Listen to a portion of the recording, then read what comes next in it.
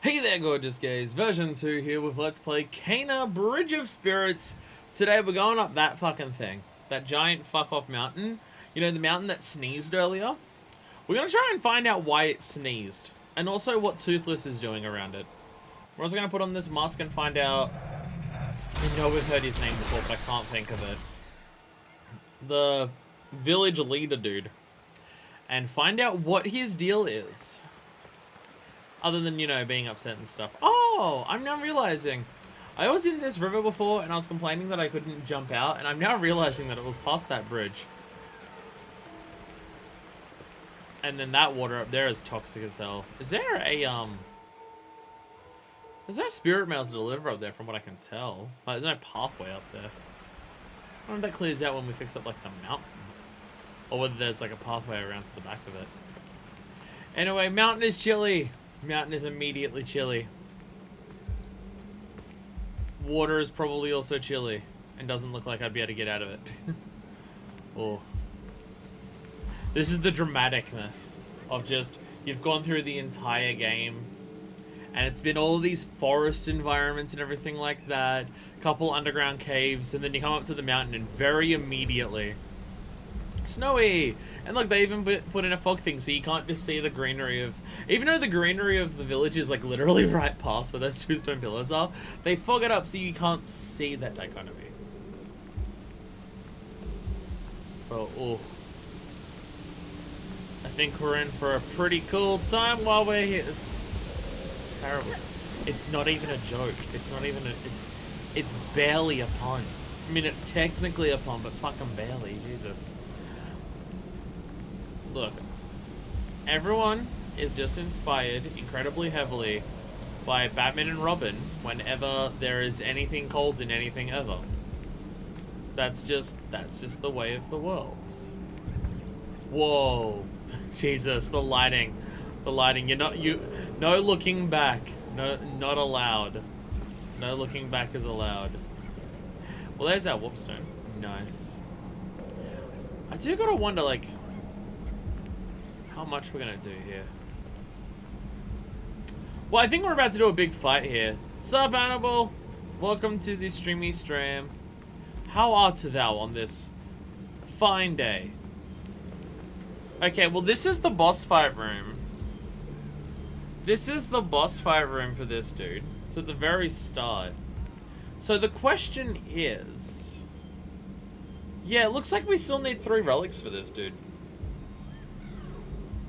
Is this going to show us any flashback? Because all the others, all of the others, the other two when we got their masks and went into their areas, we saw like the area they were in being completely fucked up, and then we got there and it was fine. So I'm wondering if all the snow that's around here is fake, and when we put this on, it's going to reveal that the mountain's not snowy at all, and that's like when the mountain got snowy is when it was fucked up. Interesting. Can't complain. How art thou? I am much better today than I was yesterday. No one squirted hand sanitizer on my face, so I'm doing pretty well today.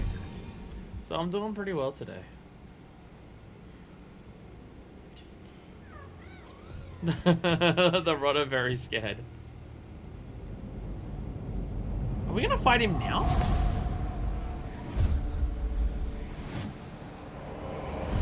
Whoa.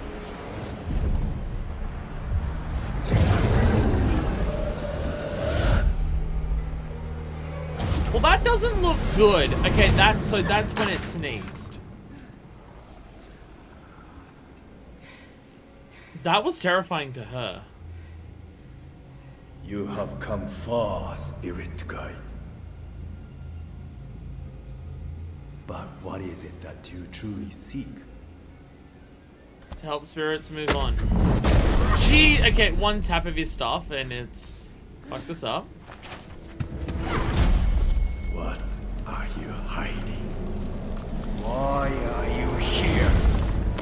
I mean, we don't really know why she came specifically to this village. She kind of just showed up. Your true intent. You pretend to care for these spirits, but really, you only serve yourself. Projection much? My stuff!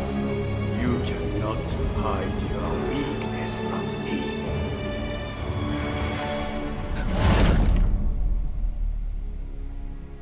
Jesus Christ. Okay. Well, this is definitely different. Holy fuck. Okay, so our crystal's shattered. We're sinking under water. I think we're fucked. Are we now a spirit? Are we dead? Are we the Bridge of Spirits? Are we in the Bridge of Spirits? There's a lot of spirits around us.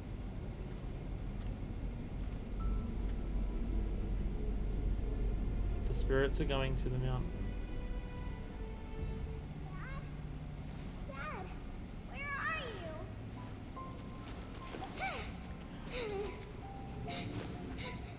you? Oh. Can't stay here.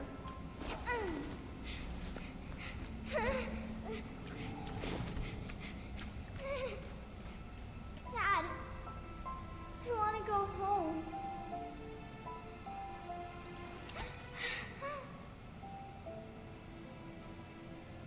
My dad is gone. Can you help me find him? Don't worry. We can look for him together. This is his staff. He can't get home without it. Can you carry it for me?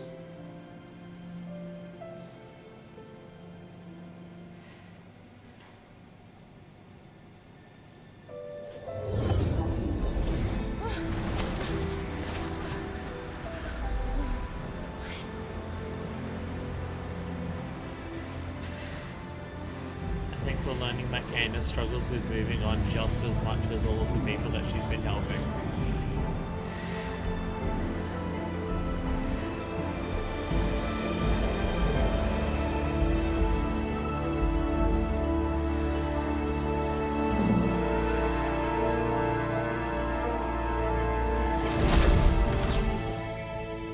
We're back!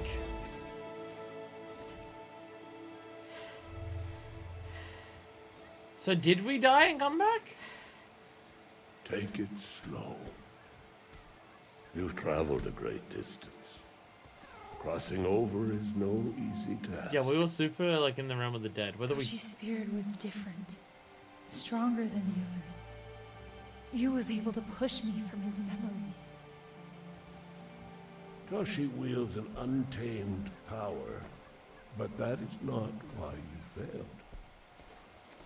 Corrupt spirits feed on the conflicts within ourselves.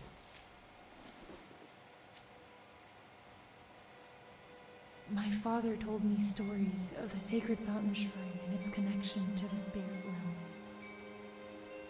After I lost him, I set out to find the shrine, hoping it would make me a better spirit guide. I've always known he was gone, but I thought if I could help enough spirits find peace, he would see me and be proud. Many spirit guides have come before you, but they have all failed.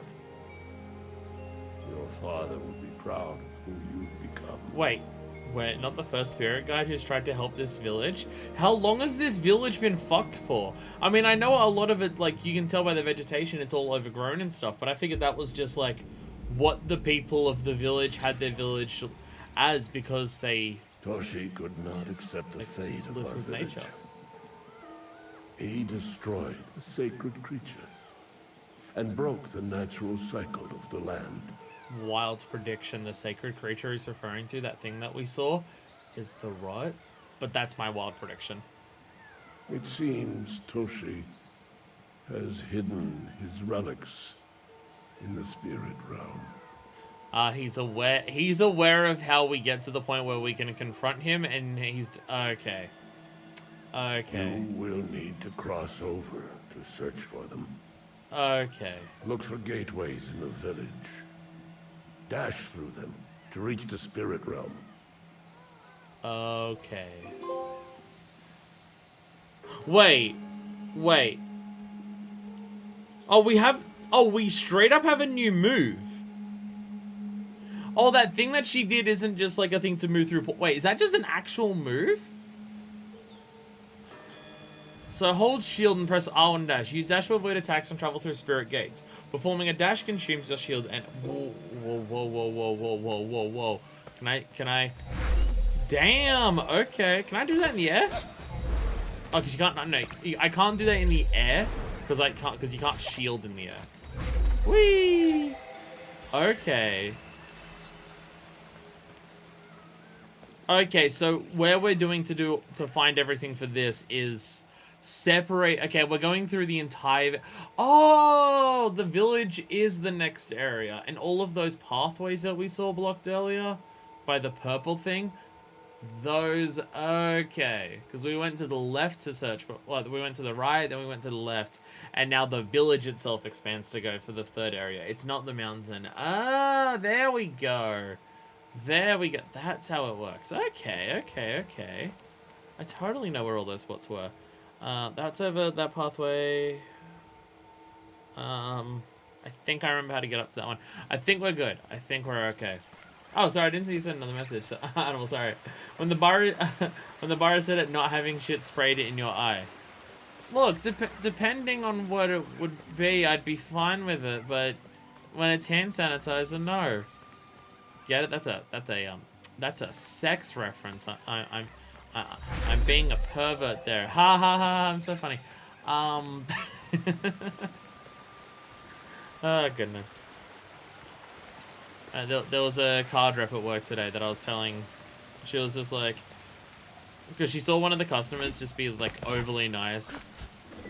Just the ridiculously friendly customers who are just like super cheerful and overly happy and overly friendly and consider like you as a worker their best friend. And now it's kind of weird. And she was just like, do you get a lot of customers that are like that? Because I don't know how I could deal with them all then. I'm just, no, most of them are actually incredibly unrepentant pieces of shit. And then I was telling her about, you know, the hand sanitizer and the killing myself because I don't sell transport cards and all that stuff. And she was just like, what the fuck? Yeah. Well, retail's great. Whee! Spirit Realm. Hunter Path.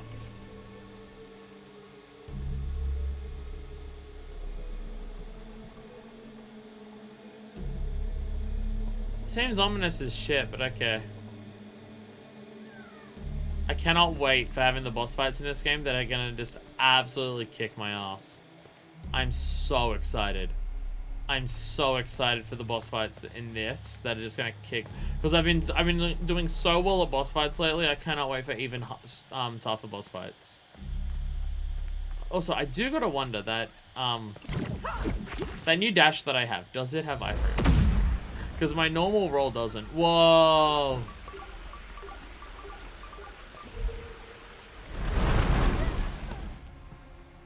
Oh.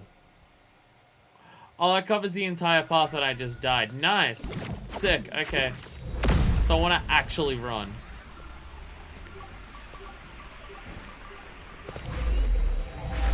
There we go. And I can't go back. Nice. Hello,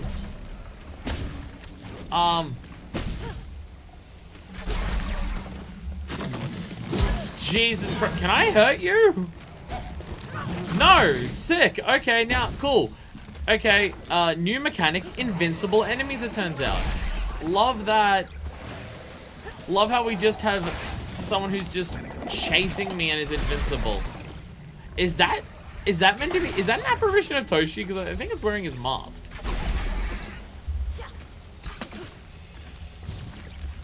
Can he get up here?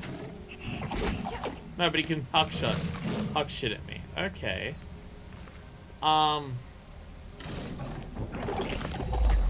What if I dash through him? Ah, nice. If you dash through them, they would, okay, because they are spirit gate. Nice. Haha. Okay. Interesting mechanic. Interesting mechanic. Dash through the enemy and you force them into the same realm as you so you can kill them. Interesting. Okay. I do kind of wish I could do the dash in the air, because of course I do, because it's me. Also, Hunter Path, so it's got like an arrow in a deer and stuff. Yeah, I kind of wish you could do the dash in the air, but I get why. I get why you can't. Grind is for fast, air is for slow. I get it. I get it. Whee! So are we going back in and out of spirit realms doing this, or is Toshi just set up a shitload of gates for us? Is that a tripwire? I'm sorry, are we at the point where we have tripwires in this game? Okay. Things have changed a lot, it seems. I feel like we've very rapidly escalated. Because I think that's literally a tripwire. To a mine, I guess?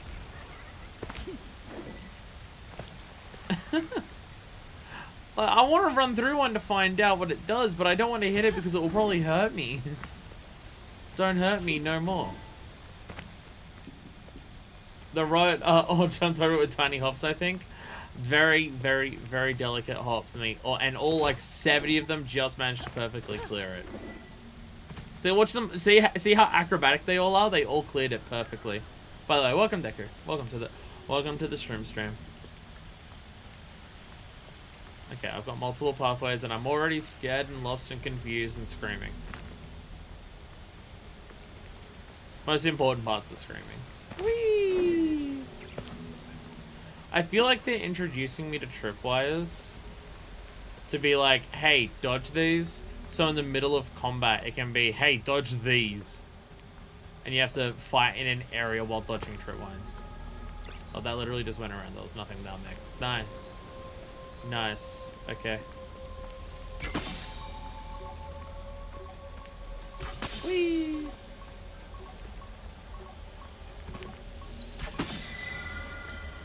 Where'd that go? Oh no, it's right there. I was about to say, did we get it? But no, we did. We're all good. We're all good. Put it in there. Put it there. Ah, now they come out and want to fight me. How dare you? Oh god, run away. Whee! That dash is so far. I wonder. That other area that I couldn't complete because I didn't have the time, like the one that I was losing on time. I wonder.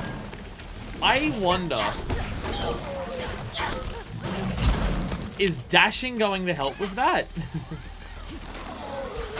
If I can dash around that area and get to the enemies faster, that might help a lot. That might help a shitload to actually clear out that other cursed chest faster. I also feel like the dash is going to definitely immensely help with certain boss fights. Of just, it's a way to get the fuck out of the way, which we don't really have outside of this dodge, which is not fantastic. Can't wait for a huge wall of them, and you have to do a big spy sequence on them. Would you put it past this game to have a sequence where you got to do a bunch of bendy spy shit so they can show off Kane as us? Because I feel like they haven't gone out of their way to show off Kane as us in this game yet. But I definitely feel like they definitely designed this character to have perfectly form-fitting leggings. So I don't know which way it would go. Because if you're gonna have a laser dodging sequence where a character doesn't like bend the front half of their body really far down so their ass is like 2 feet above the rest of their body, is it really a spy laser dodging sequence? There was a sound in my room and I have no idea what it just was. It's been happening a lot lately, actually. I keep hearing over near my fridge a bunch of clunk sounds, and I don't know for certain what it is, but what I think it is that all of the water bottles that I haven't refilled sitting on top, just like the evaporation of the tiny amounts of water left in there is expanding it enough to pop out all the dents it has in the bottles, but I don't know this for certain. I just hear a thunk sound over there every now and then. But it wasn't a thunk sound, I just heard them. But I don't know what sound it was. It's the rot. The rotter in my room. I hope not. I hope nothing's rotting in this room. The smell of things rotting is usually something I can actually smell. So, I would probably smell it. Oh, I'm realizing part of... Okay, I think I know what these tripwires are actually meant to do. Yeah, that's what it is. That's what the that is part of the purpose of the tripwires. You can't jump while you're controlling the rod, so if you have to move the rod around, you gotta do that. Well, that might just be a trick that you gotta do with those ones particularly. Wrong button. I got every upgrade, right? Yeah. So what's all my karma actually good for now? I think the idea is that they make way more karma in the game available than what you need to upgrade everything, so you don't have to get everything to get every upgrade. Again, it feels like they kind of want you to have a lot of the upgrades by the time you finish the game. I wonder if I was meant to dash over that. Whee! I'm not actually done that off a ledge yet to know whether it keeps you in the air or not. Will there be lesbians this time? Unfortunately not, Cat Lady. By the way, welcome to the stream. Unfortunately not. We helped the lesbians last time. It was a decent amount after you left because the boss fight was really hard. But no, we helped one lesbian stop being corrupted by evil and her inability to let go. She met with the other lesbian who died on a voyage over to seas. They ran up to each other and they gave each other a big massive hug, and then they moved on to the afterlife. So they're not around anymore because they've moved on. So unfortunately not, unless you count Kana. Don't really know her sexuality at this point. She hasn't really shown any form of interest in any characters of any kind. But to be fair, every character that she's come across is dead, so she probably doesn't want to get that attached. But even if she was, there isn't a plural, so there's that. I'm happy to hear they're together. I mean, they're both dead, but at least they live in the afterlife happily and together. I mean, it's kind of the whole premise of the game. Every character is dead except for Kana. She's helping all of the people still in this village move on into the afterlife, so it's like it's a bittersweet. It's not strictly a happy ending for them, but it's like a bittersweet ending for them. And it's also why I don't think you can say the game counts as a burying your gaze trope, because literally every character in the game is dead, so I don't think that counts. Oh fuck! Oh my god, these things are getting so far away from each other. Whee! Oh my god, this is so far. Did we do it? Did that? What's it doing? What are you doing? Hey! It doesn't have to do a big fancy dance for that. Death is always a happy ending? Ouch. Ouch. Jeez. It's rough. All the people she's met have been old men, children, or already in a couple. A bike can have 3 wheels.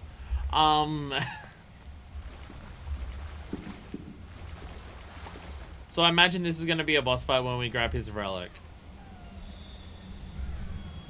Wild guess. By the way, his relics are purple and not yellow like the other people that we've been getting. Because he's like extra corrupted, or he's actually put... I think the others just lost them where he's actually protected them. Yeah, there seems to be a guardian protecting it, and it's him with a giant staff. You really don't want to move on, do you? You've gone to a lot of effort to not move on.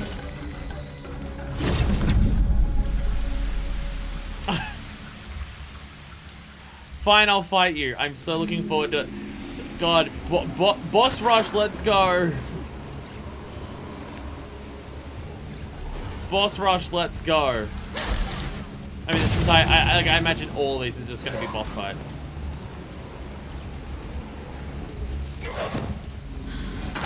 Jesus! Jesus! Okay. Ugh! Nice! Actually got him.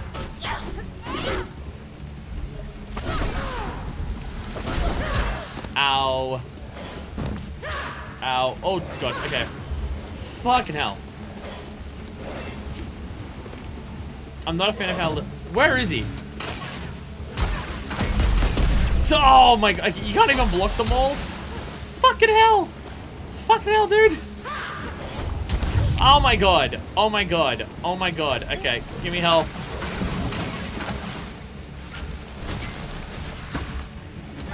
Oh, okay. Literally hitting him once will do a thing. Okay. Literally hitting him once in the air will knock him out of the sky. Whoa, whoa. How far does that go? That seems unfair.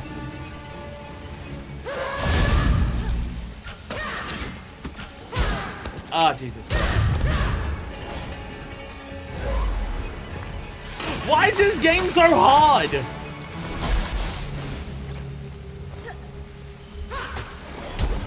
Why is this game so hard? Oh my god.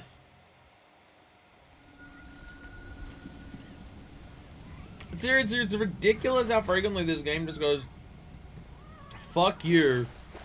Difficulty is now 1,000,000. Oh, and every single one of these relics is going to be a boss fight. Oh, this game's going to take so long to actually beat because I'm just going to be so bad at it. Died immediately? I mean, I basically did. To be fair, I basically did die immediately.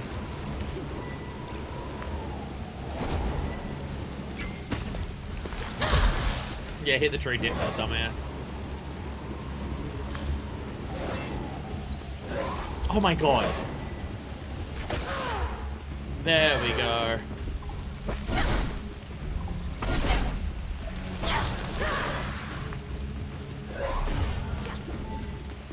Where'd you go? Oh, Jesus. Okay.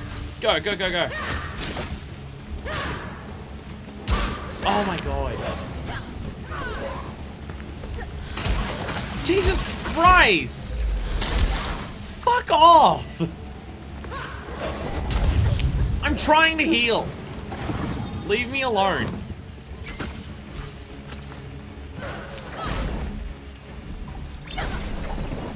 Ugh! That did barely any damage. It did so little damage. Ugh! That didn't knock him out of the... Excuse me, what? Excuse me, what? I hit him with a rotten fused arrow and it didn't even knock him out of the air?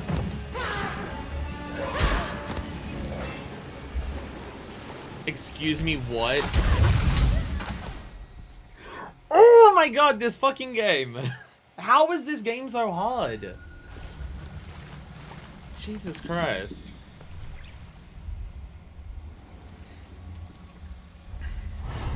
Fuck, man. Whoa. It didn't even knock you out. Sometimes, okay, I don't know. Maybe it's more about when you hit him with arrows. Okay, well that knocked him down.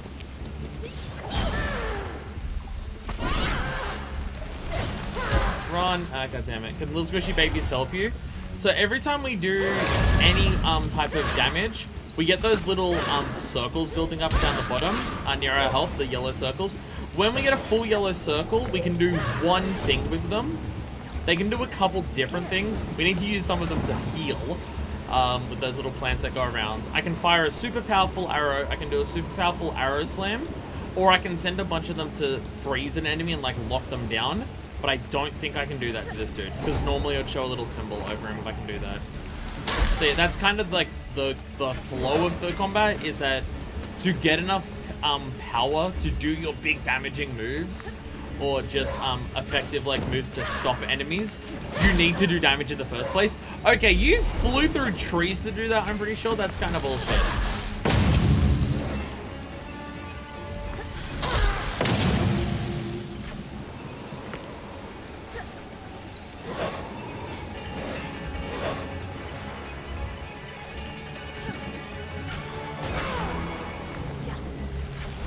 Get out of the air, you fucking prick.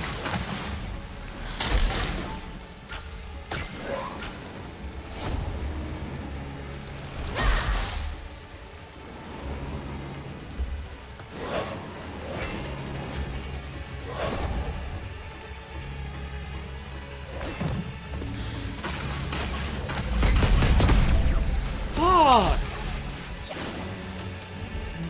Actually, I didn't do much damage. Just lost all of my freaking shield. Pretty sure I also saw for like one of the higher difficulties, you only get shield health back when you do damage as well. Which, fuck, that would make it so much harder as well. Oh, come on! You were in the middle of charging up your superpowered arrow shot.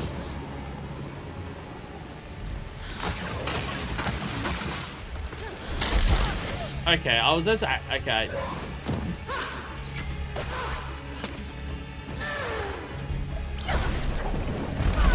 Straight up, I don't know how you're meant to do this.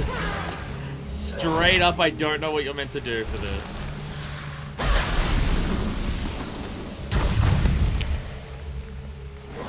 How? Oh, maybe you have to dodge through that. Like, maybe you have to do the actual dash.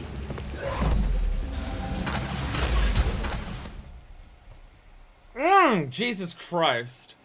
Honest to God, I don't know if I'm going to be able to beat this game. Like, this is the first of 3 that we're going to have to do to even get through to this guy. And then we're going to fight him himself. And I, honest to God, don't know if I can beat this game. I really don't at this point. Like, it just keeps getting harder. How far that goes. The dome just goes infinitely, it seems. We got a new dash ability, like, earlier. Like, that I'm thinking might be the thing you're meant to use to actually get through it. But, I gotta test it out.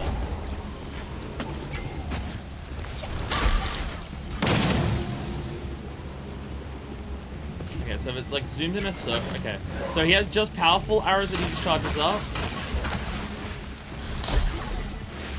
But the ones that you gotta watch out for that send the dome out, those are, like, he does a really big charge. You can see it all zooming around him and everything.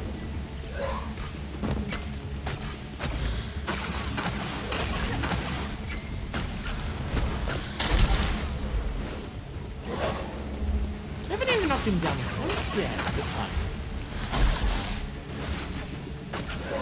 Get out of the fucking air, Jesus Christ. That was pure luck. Did he just destroy a tree? I think he just destroyed a tree by dashing through it. Like, I didn't realize he could also ignore trees by just destroying them. He can also, in your slowdown zoom time, oh my god. How the fuck are you meant to hit this prick? Get down on the ground. How have we not stunned you even once this time? Well, that was me pressing the wrong input. I accidentally.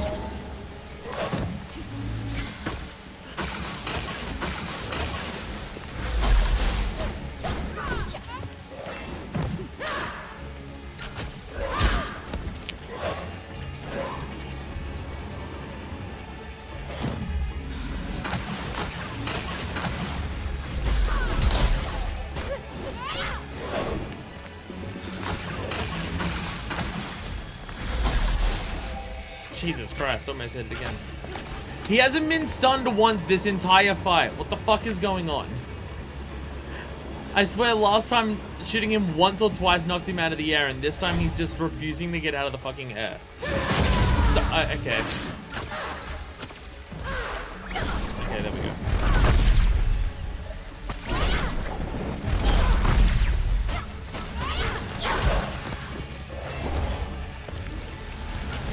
Oh yeah, this is the one. Yes, that's what you gotta do. You have to dash through it. Okay, okay. Okay, you gotta dash through it. Maybe that's the idea behind way more of his attacks than I'm like thinking of. Maybe that's meant to be the idea behind way more than what I'm thinking. Is that you're meant to actually just be dashing all over the place to get around this shit.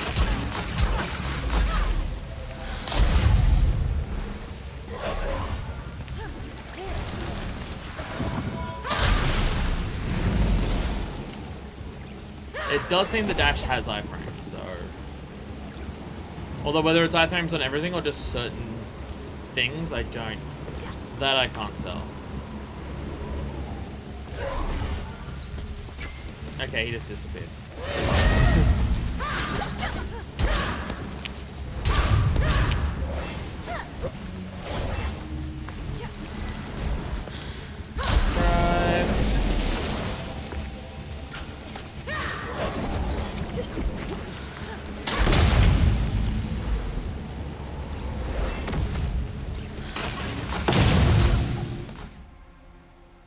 Okay, now come on!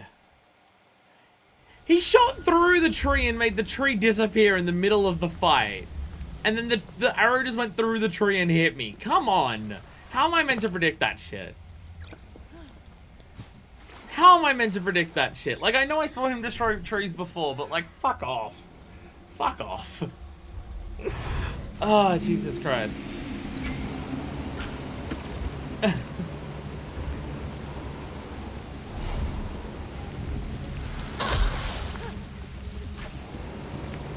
I don't even know how I meant to hit the prick.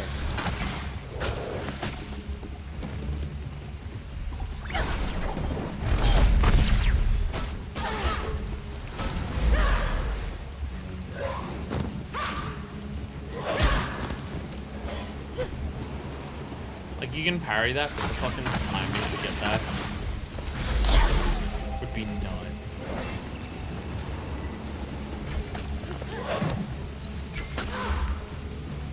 Oh! I think the stun is headshots. I think it has to be specifically a headshot to get the stun off.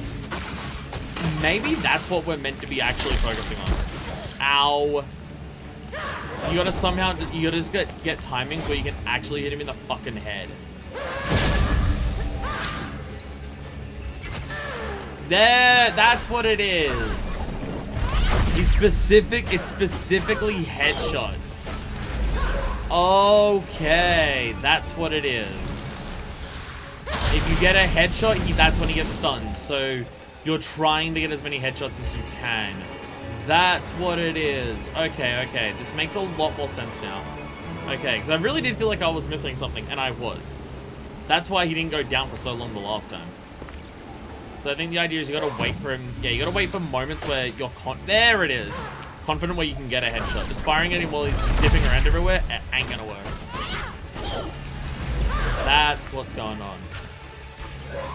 That being said, just the pot shots off is indeed still useful to just get rod action. So while he's doing this, right? Okay. Like anytime that he's still, like when he's doing his zippy zooming around stuff, then it's not gonna really work as well to get a headshot off, but yeah. It's like now he's gonna be stuck, right? And then there it is. That's what it is. Okay, okay. It's way more reasonable now. Okay. I was just actually missing something. Okay. Everything that he does is still brutally tough to actually navigate and get around and stuff like that. But at least taking him out is something that I'm aware of what I'm meant to do right now.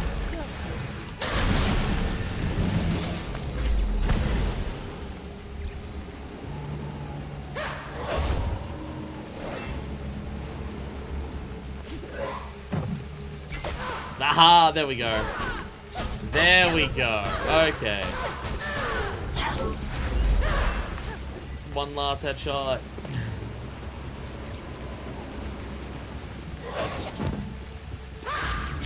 Boom! There we go. There we go. I was just missing something. Yeah, knowing that the headshots is what takes him out, that's a lot more reasonable to do. Okay. Whew. Him hitting through the tree is still unfair, but... Oh, we did it. Oh, okay, so the relic is still yellow, it's just his masks. Or maybe the relic was the mask, and it's corrupted, and now it's uncorrupted because we defeated that particular phantom. Okay. Holy shit. I'm gonna kick my ass.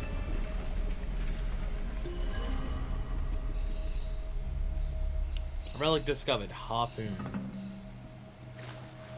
I wonder if this dude has memories to actually find as well. Tara, Adira, Toshi. He does have memories to find as well. Okay, so we've also got to look for 3 memories of his. Well played, thank you. I learned a mechanic. More rods. I learned a mechanic and I was much more effective able to keep his ass. And the elder's going to be the person who guides me through this. Normally every time you talk to the others, you're talking to the kids, or you're talking to the archer, you're talking to the girlfriend. Now it's him. These statues were here long before our village. They look like the rot, or like the general deer shape they have is the rot logo. Teachings of an ancient people. Symbol. Crafted to help future generations understand the balance of nature. We did not understand their meaning until it was too late. Does Adira have possibly anything to do with that because they were like fucking with the heart of the village? Like, the question that I have in terms of just the fall of the fall of the village and everything like that? Is it because, like, he's saying that we didn't understand the way that they used the power of the mountain and stuff? Was it just These statues of an ancient is it tree because did they not like understand. went overboard with it? That, or they didn't respect it that it started fucking up? Like, was this something that eventually inevitably happens? Or was it like Toshi himself tried to do something and then it got fucked up? Or was it like the village, like he's saying the village didn't understand the message as a whole? Hey, more meditation. I like how it goes back to nighttime for this, so you can get the nice god rays shining down.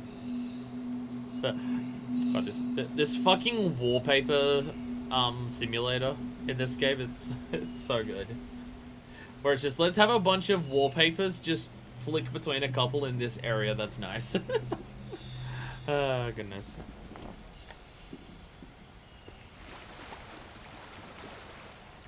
Okay, now for future boss fights, I do have to pay more attention to that type of thing of, am I missing something that is meant to make this more reasonable?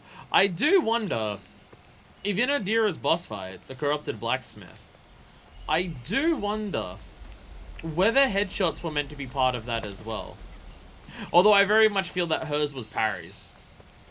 Like, a lot of, I mean, the first phase was just getting really good with arrows. I feel like the second phase was very heavily reliant on parries. Like, parries and just jumping over, like, AoEs, like navigating area and stuff like that. Where that was just, that boss fight was dodging things really quickly. Because he attacks fucking fast. But in terms of, like, how you're gonna actually defeat it is by how good are you at the bow and arrow, can you consistently get headshots? Because consistent headshots and the boss can barely attack and you just get incredibly easy stunts. I see why now I wasn't able to bind during that. I now don't know where I'm exploring, by the way. It's all the same areas that we did, but now there's no corruption, so is there actually, like, stuff to do around here? Because it does make me wonder. Whee! Balls. It does make me wonder. All of this is, all this still counts as the village. So when it says how much shit I've missed in the village, yeah, because it counts all of these areas. So, because I'm still missing, like, 11 rods. How many of those are in these parts that we're going to be doing? Have I missed any because all of that shit was corrupted? Or am I missing them because I'm stupid and I don't know how to navigate areas and I don't know how to get anywhere? Or am I stupid? It's the same thing again. I'm still stupid.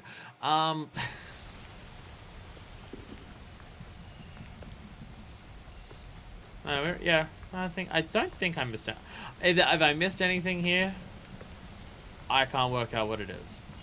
And I know it was all corrupted before, but I don't actually know what new would be showing since that corruption cleared. I don't think it was blocking any paths. It was blocking the river, but it doesn't seem to be anything in the river, so... And that's just back to the boss fight. Am I going the right way? Okay, this is actually to leaving, okay. This actually leads, okay. Oh, and okay, yeah. All the spirit gates that he had up and now gone.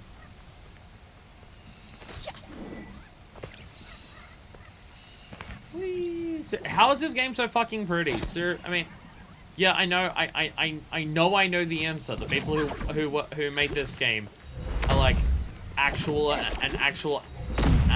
studio animation people, as opposed to game devs. They just became game devs for this. So I do have to wonder if they're gonna continue with it. I mean, this is their first game that they've made as a studio, which is, by the way, just fucking impressive. Like, any things that I say about, like, how certain difficulty, like, the difficulty spikes are bizarre. I enjoy the combat, and I enjoy the rest of it. I do think that, as the game's going on and on more and more, I do think the gentle, peaceful exploration with all this, and the incredibly difficult combat are clashing a bit more and more and stuff like that. Because I get big dramatic boss fights in these types of animated movies, even there are big dramatic boss fights. That's a thing. not boss fights like the way they are in video games, but there are, like, taking down the big bad is a thing. In like a dramatic choreographed fight in animated movies, and that's like totally fair and totally fine, stuff like that.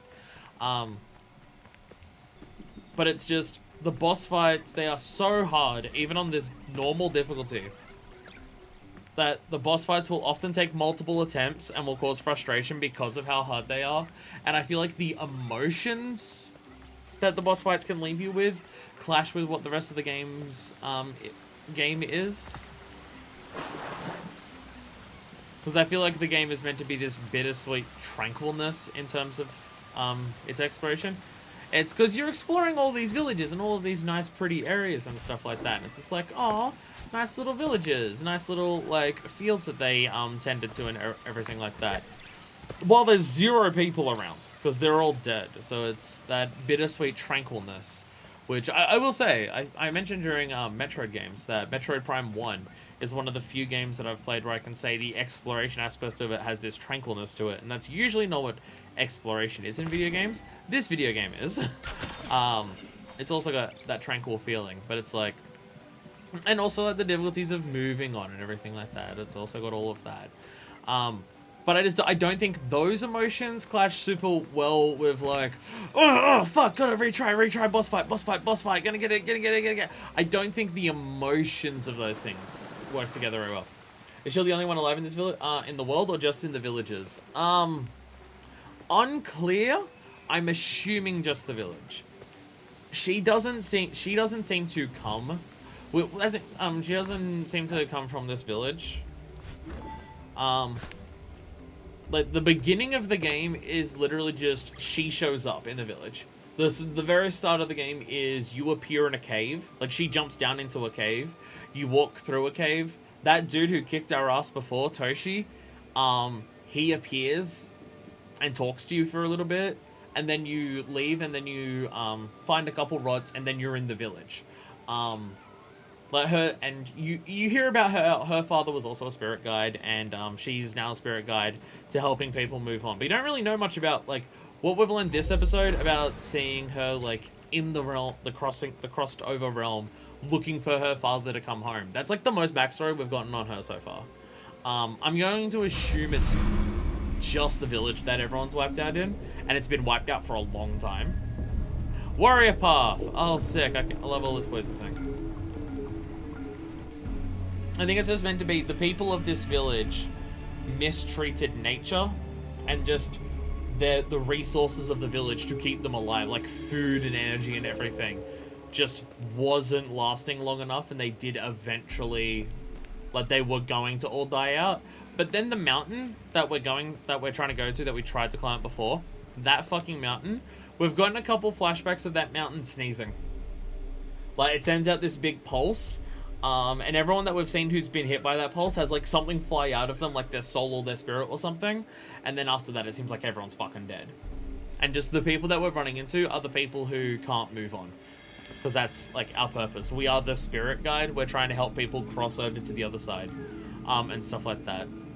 That's our purpose. Jeez, I wonder what this puzzle is. So, yeah. Just anyone that's left here is people who can't move on. And some of them are so trapped here that they're being corrupted by their inability to move on, and they're causing all the poison, and they're being boss fights and everything like that.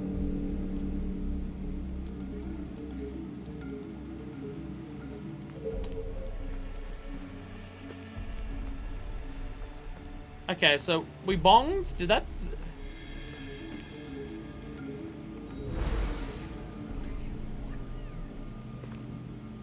Very cool. I need to look in this game more. Seems interesting, but go have fun. Bye! Thank you for dropping by, cat lady.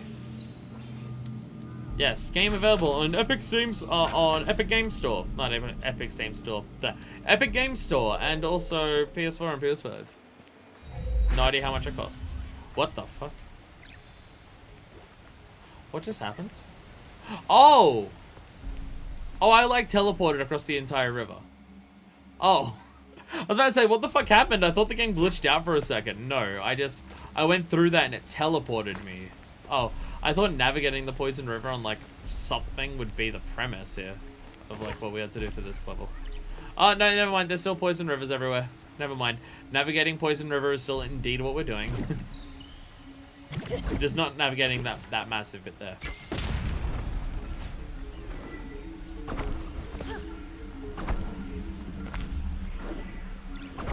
Run! Nailed it. Uh-oh. A boss fight, like, on these things, you... Please don't. Oh, this is always hard as shit.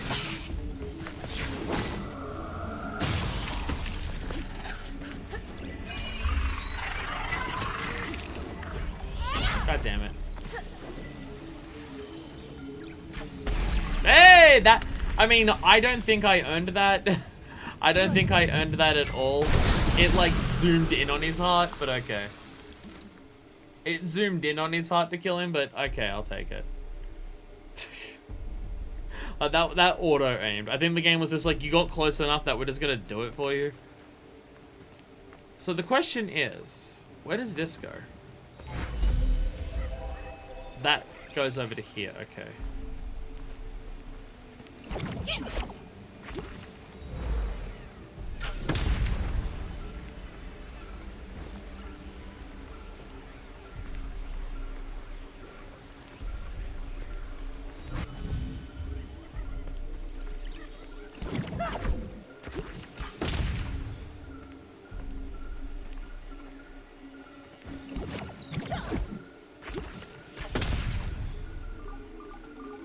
Okay.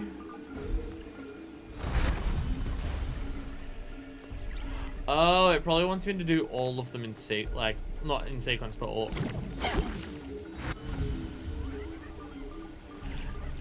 I probably have to be fast enough to get them all. Okay. That's probably what it is.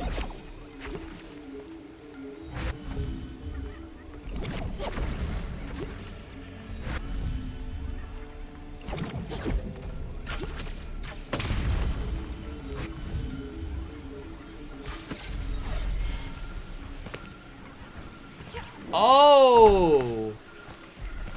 Oh! Oh, it's actually... Oh, that's cute. That's cool. Okay, that's what it was. It actually did make a path up to the top. Okay, that's cute. That's cute. I like that. And... Oh! Oh, Jesus Christ. We're teleporting across such massive distances. And we can never go back.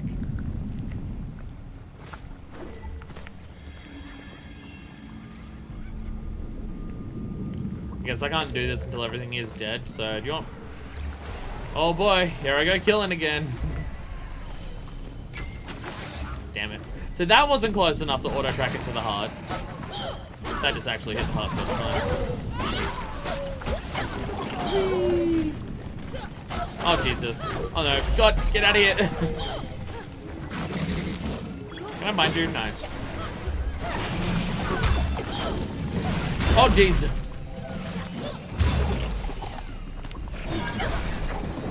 Fuck you! No, I was aiming to... Not who I was aiming to fuck, but okay. Bam! Nice. Get fucked. Yeah, there we go. Nice. Nice. Any other enemies? No, perfect. Woo. Yeah. I know there's no actual need to do the slowdown shit all the time. I just find it fun. I just find it fun to always do slowdown shots. Yeah, even if it's just undoing something right in the middle. Just jump into the air, slow down time. And just send the rod out in the slow time. Just do everything in the slow time. It's just fun. It makes it feel more dramatic and hype when you slow down time. Toki wa Tomea. I'm so desperately worried that I keep saying Toki wo Tomera's time will now stop when it, and I'm just fucking paranoid that Toki wo Tomera's actually time will now resume, and I'm just worried I've been getting it wrong this entire time, and I'm just like a rotten piece of shit because I just keep fucking it up. By the way, the one all the way on the left is one. And I'm really worried that I'm just a fuck up because of that. I mean, like, I already know I'm a fuck up, but hey. Okay, so this one is 4th. Okay. And I did also say we're gonna move all of this. Come over here. Come over here. There we go. If there's any... Oh, I got a text message. Okay, it's just work things I gotta deal with tomorrow. But nothing that can't wait until tomorrow. If there's any JoJo heads out there in the audience, let me know how much I'm fucking up in terms of time will now stop and time will now resume. Because I forget which one's which. Okay, so that's 2. Because it could be just possible that Turkey Mo Tome and Turkey Wo Tome are like, which one is stop and resume, and I'm just fucking it up. It's entirely possible that that's the case. And that's 3rd. Okay, so simple enough. Simple enough, assuming I actually like fully charge my shot so it actually hits. Isn't it pronounced, "Oh, that's a baseball"? You are correct. That is indeed how it is pronounced.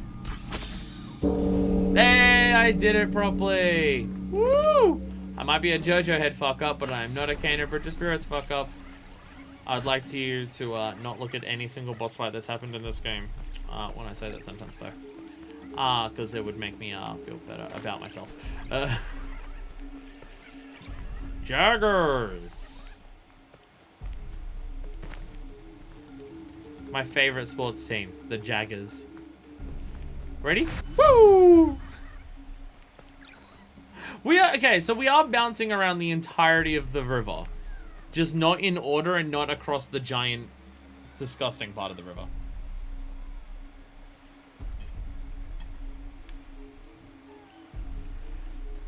Sunkissed. I will say, it's the first time I've had Sunkissed for a while. Sunkissed does hit the urge that Orange Crush does if Orange Crush isn't available. It's just Orange Fanta doesn't.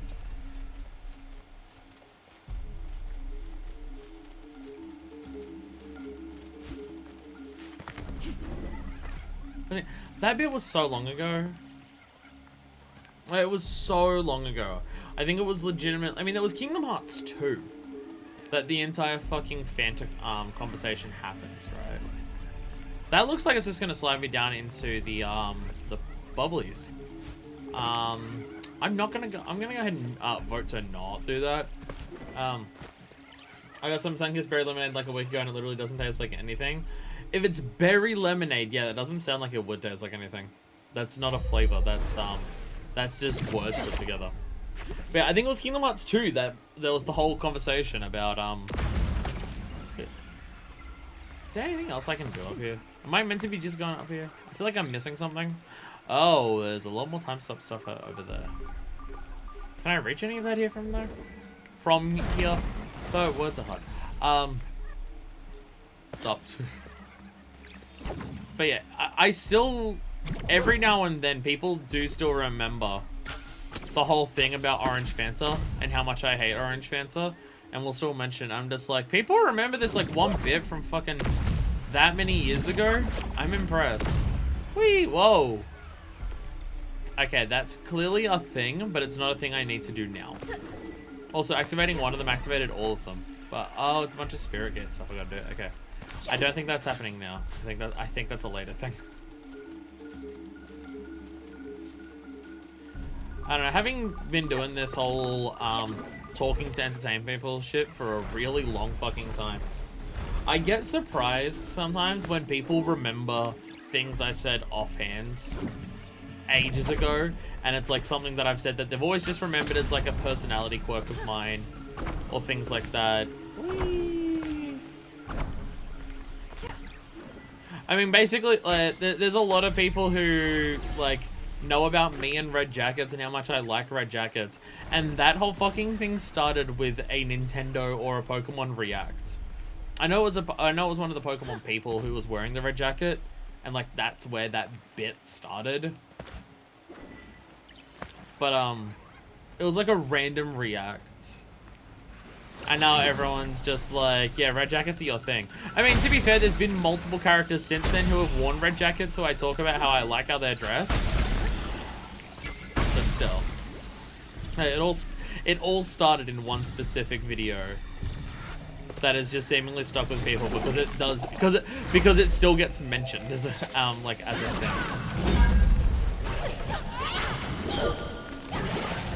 So I just, damn it, parrying is so hard in this game. There we go. Whee! I know it always takes me by surprise when people remember bits or things that I've said that I don't. And like they take and people take it as like an established part of like the version 2 lore of the channel, of just like my habits and quirks and likes and dislikes and stuff like that. Which all that is like, all that's fine. Like I'm not going off at anyone for like ascribing one-off sentences that I say to being like a quirk of mine or like a consistent thing that I stand by, because that's often the type of person that I am anyways. I will often say one thing and then just like, I'm an opinionated motherfucker. I have intense opinions on even the most minor, the minute of minutia shit out there. So if people bring it up later, I will go like, yeah, that's what my opinion on it is. Parasocial relationships, what's that? It's when you levitate a few feet off the fucking floor when you're in front of a spirit gate, and all of your little rot friends also do that. Yeah, we're levitating a few feet off the floor here, but don't worry about it, it's fine.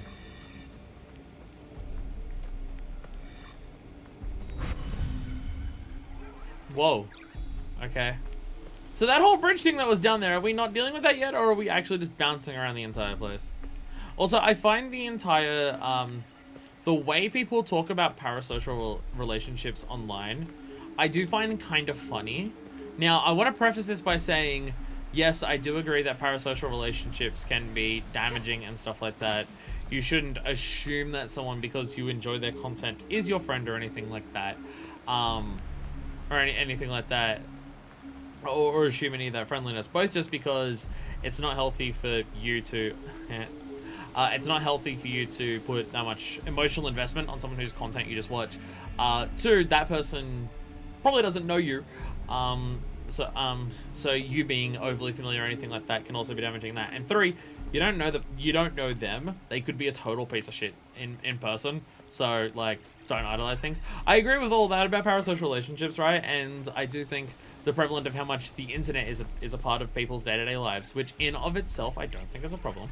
But because the internet is such a strong part of people's lives nowadays, and people like, I mean, I'm someone like that. If I'm at home, I'm on the internet, right? And I don't begrudge anyone else for being that type of person either. Oh, hey. Samurai helmet. Nice. And AM memory. What was I saying? What was that? Where was it? Spirit. Oh, that was a spirit mail. I thought it was memory. No, spirit mail. Nice. That one feel like it was an obvious one to get. Oh. Seems odd for a sculpture like this is this the memory. to be so tucked away in these cliffs. Perhaps this was a place of reflection. This is the memory. But yeah, no, like, I agree with all that stuff about parasocial relationships. I do think some people push it too far.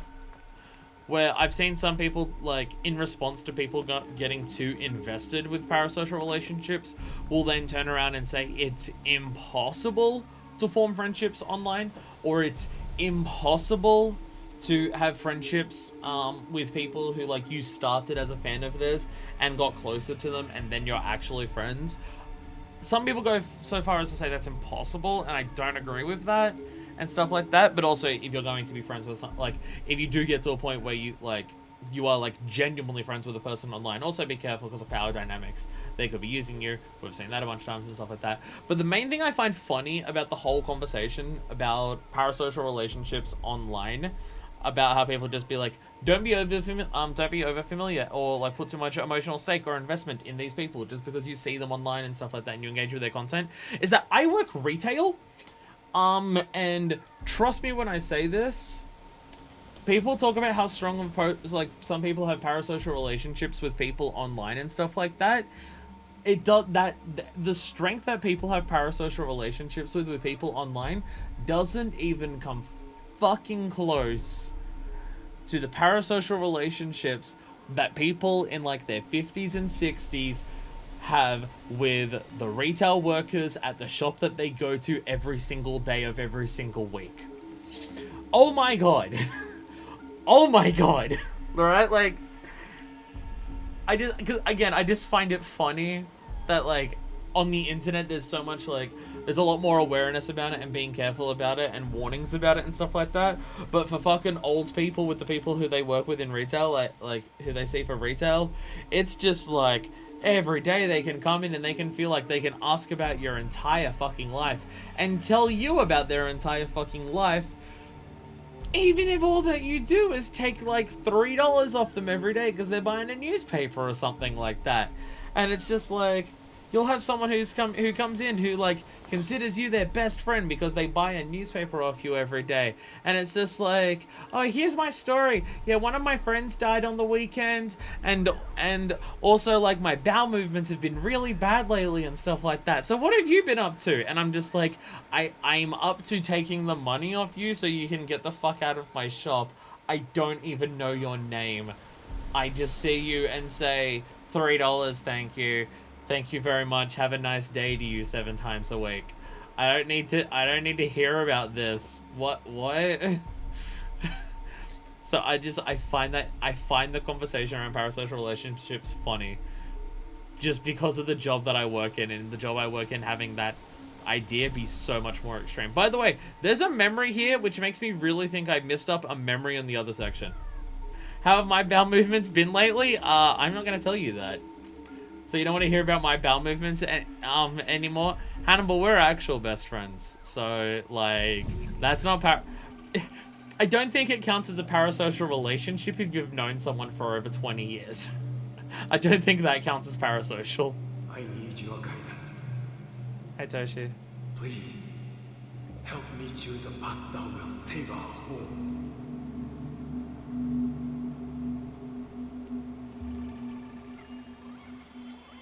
See, I'm pretty sure the idea is very much meant to be Toshi is not a bad person, like everyone else here.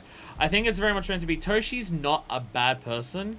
It's just, he's the one who is the most corrupted, because everyone else has, like, an individual like, Taro couldn't move on because of the fear about losing his brothers, right? Adira couldn't move on because of the thought of losing Hana and stuff like that.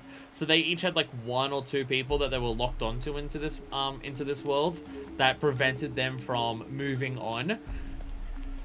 Toshi, it's the entire village. Like, Toshi cannot accept the entirety of his village being gone. He struggled with moving on for that entire thing.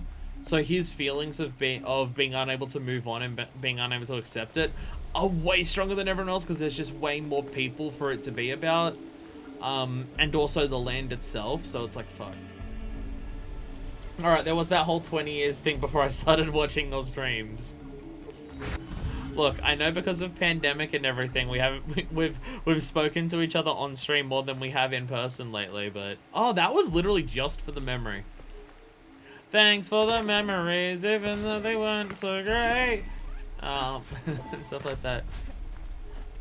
By the way, Hannibal, just as a total side thing, I know that, like, I should come over one day, just so we can hang out, but also, I've got a Lego guitar over there that, I'm gonna help you build and stuff like that. I know there's all of that. The issue is that with my retail job right now, like, I'm not joking, I get alerts literally every single day that someone's come into my job with COVID. Like, I do the check-in at my work every single day with the QR code, and it, like, for the last 2 weeks, there's been an alert for every single day of person has been in your shop with COVID. And every single time I've gone grocery shopping, it's also been someone in the grocery store was there with COVID at the same time you were. That's happening, like, literally every single day. And I don't know anywhere that has the rapid test currently in stock. So it's like, if I could get the rapid test to just confirm that no, I'm not, that I don't have anything, I'd be more than happy to come over. Because then it's just like, okay, sure, there's people around all the time, but if I can have the rapid test, it's fine.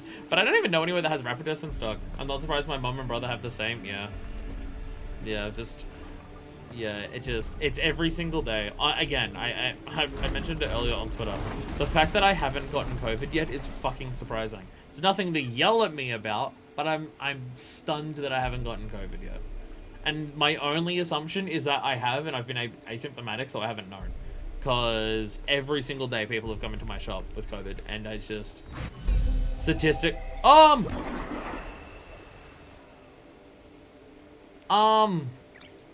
think I meant to do a time rock thing before I jump over there.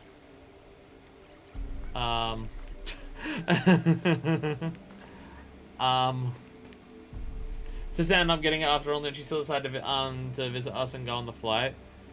Did she know she had COVID when she got on the plane? Because if so, what the fuck?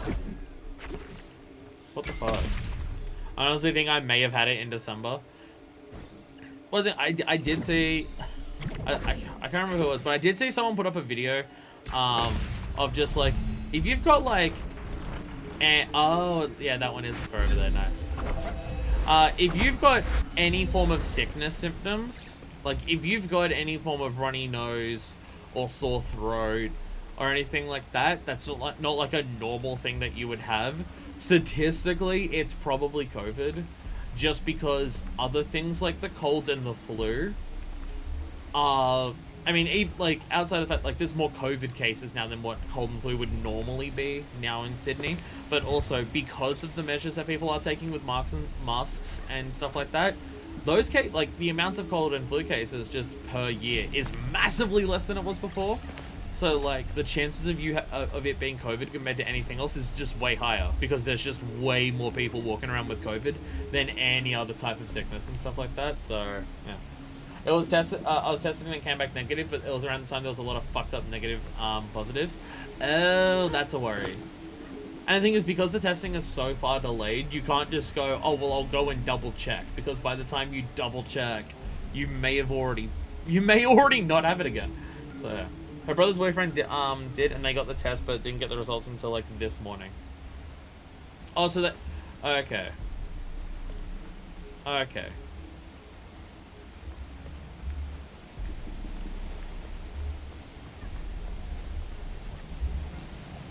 What was that appeared on the floor there? Circle appeared on the floor when I came in here, and I don't know what that is. Okay. Oh, that might be where the relic will appear whenever I solve whatever the puzzle is here, because this is clearly the boss fight.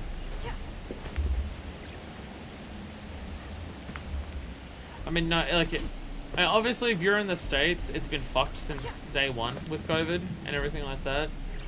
In Australia, we've been doing pretty damn well for 2 years straight.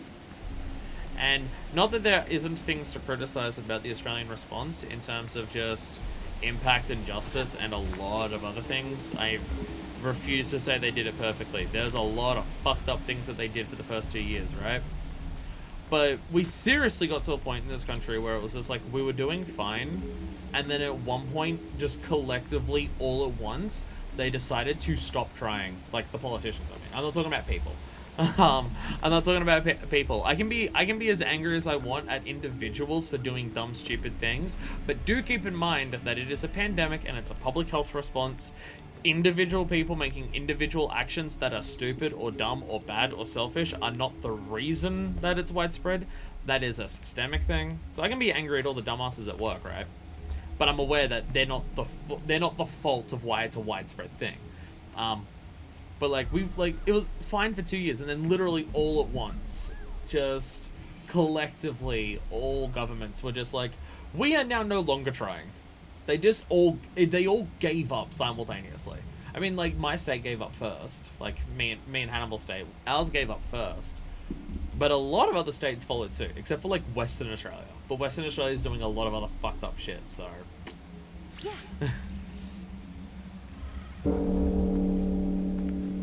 Giant gong bell.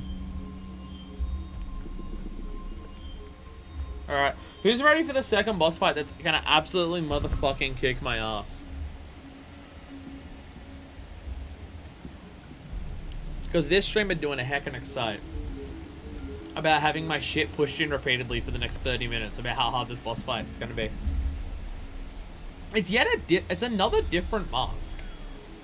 Damn, Toshi, why'd the village let you have 4 masks?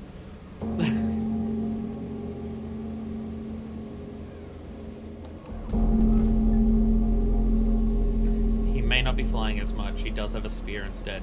Or, not a spear, but a Naginata? Eh? Eh? Eh? If you don't know me, Naginatas are some of my favorite weapons, and this basically is a Naginata. Warrior! Jesus Christ, okay. Nice, nice, you just kicked the shit out of me, I love it. Can I shoot you in the head? No, because you're wearing a hat, damn it. Fuck Christ.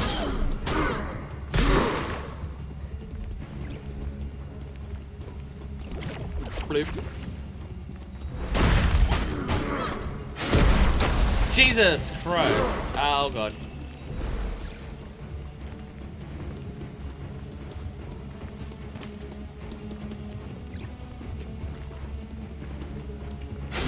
Yeah, I got you, parry, bitch! Yeah, this is the parry boss. Yeah, it's another parry boss.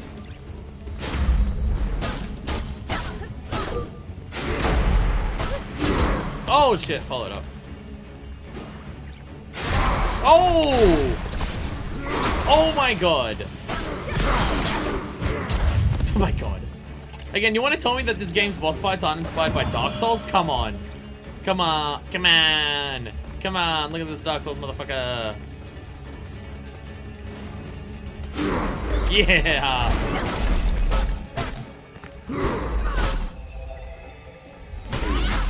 Okay, if you're locked on, you automatically dash towards the boss. Oh, you also have that attack. Nice. Okay. Yeah, if you're locked on, you automatically dash at bosses. Nice. Well, I'd like to take it out as the big book of V2 parasocial relationships. It doesn't come up very often because not many games have Naginatas, but I fucking love Naginatas so fucking much.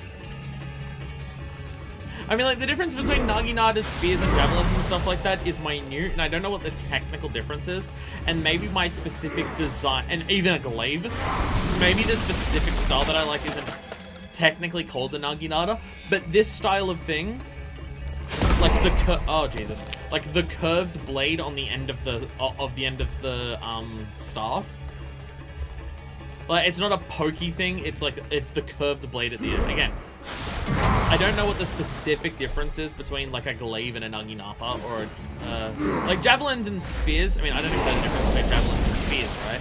But like javelins and spears are both designed to be pointy and pokey. I think the difference in javelin and spears is whether it's designed to be thrown or not, honestly. Oh my god! Oh my god, command grab! Oh, Jesus Christ! Yeah, actual command grab. Fucking hell.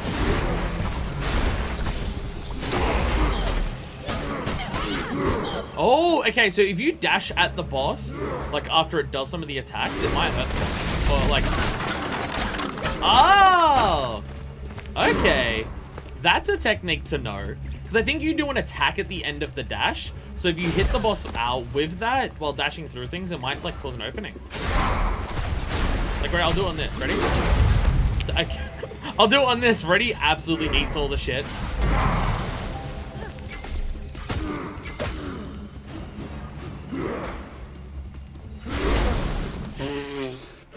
Slightly early on that one. Slightly early on that one. Yeah. Okay. It might be slightly incorrect, but this style of weapon, long staff with curved blade at the end, oh. What Impa uses in Hyrule Warriors kind of thing, what Shugi uses in Wonderful 101, those style of weapons. Ow. That's the shit that I like. Ow. I like how we've gotten a second dodge in this game. Like, we have dodge and we have dodge plus. So sick. Unnecessary, but so sick. Okay, the dodge slash at the end is seemingly the only thing that actually staggers this boss. Ow.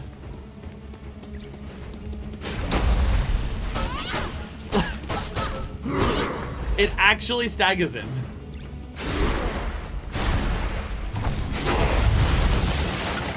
If you run out of shield energy, it takes so long to get it back. It takes so long to get shield energy back if you run out.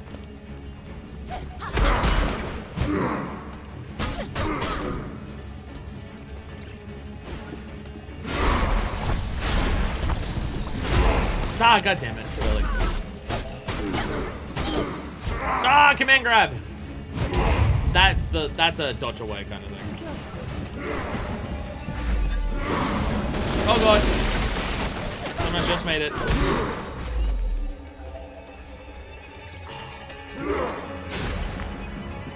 I think I'm relying on that too much. I do have to like use the dodge for certain types of attacks. Use the parry for others. Oh god, that was a command grab. I was... Fuck.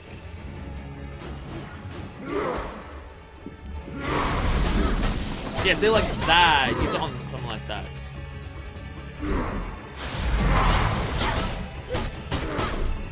I'm honestly shocked that did anything successful.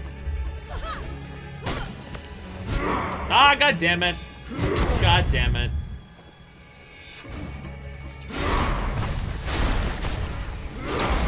I say descriptions there, but we'll have to read in a second.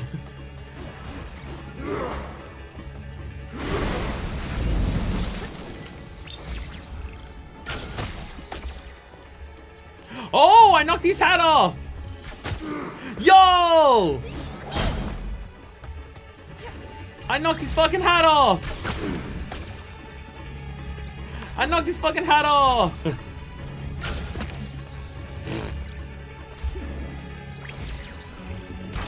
Urgh.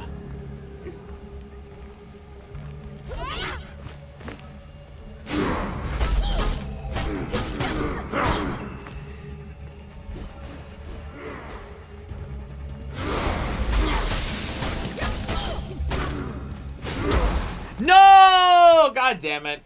God damn it. I wanted to save energy for the shield and I just ended up getting hit. Damn it. Okay. I got a bit better ideas.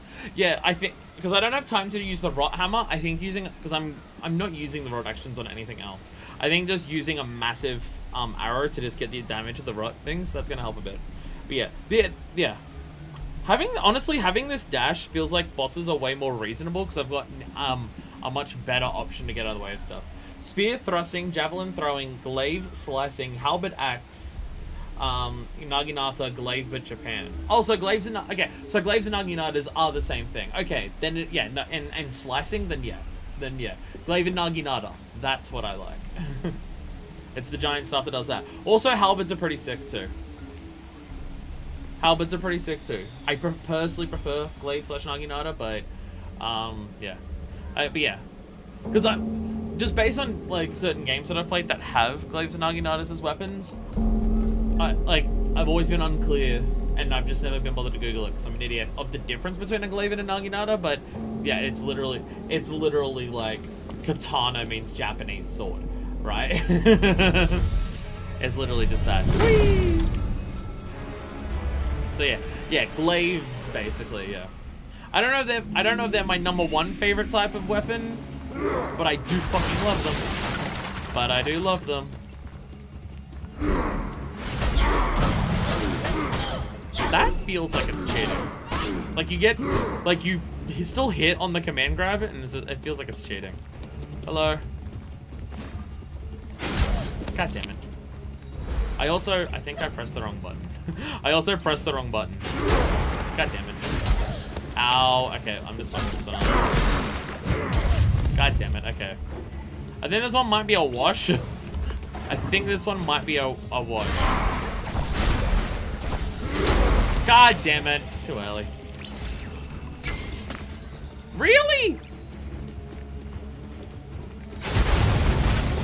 Just kill me.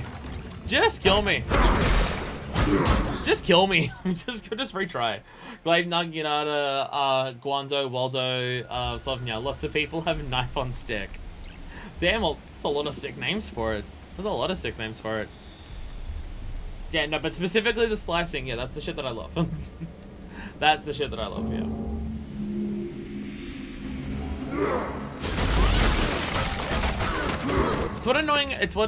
What I find annoying about insect glaives in Monster Hunter is that so many of them get so close to being a sick glaive, but they're just missing something. Ah, god damn it. That one you just gotta dash away from entirely. By the way. Lol. Yeah, already got his hat off. Already got the hat off. God damn it.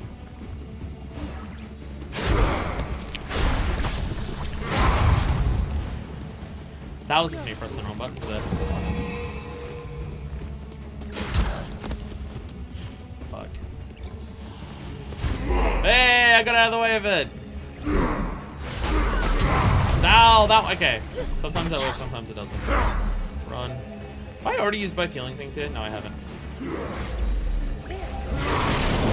Oh, fuck. I forgot that was an... I think that's honest to God.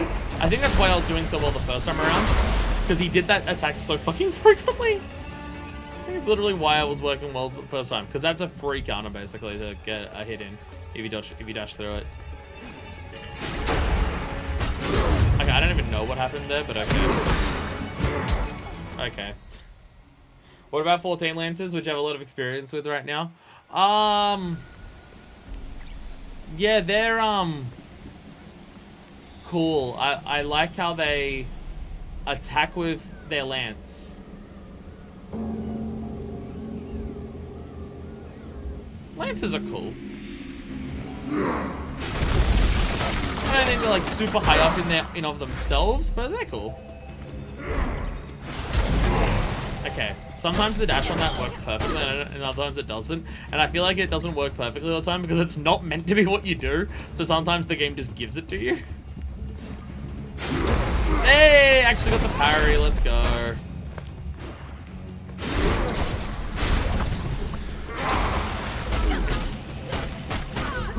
And then that's the issue I'm having on that attack, is that I'm trying to dash through it too much, where I just gotta run around and just... He has the opening after it, that I just gotta take it out. Yeah! Parry, bitch! Woo! Yeah, I don't know if that actually does anything to knock off the hat, but hey. So we run away, and after we run away, he's free to open an attack. Yeah, that's the idea, that's the idea, that's the idea. Okay, now this one. Free! Fuck. So that staggers him, but it's not enough to actually like get anything in. I feel like it's also meant to be a stagger that you can use to actually just like hurt him. Like to stop him from doing an attack. Yeah.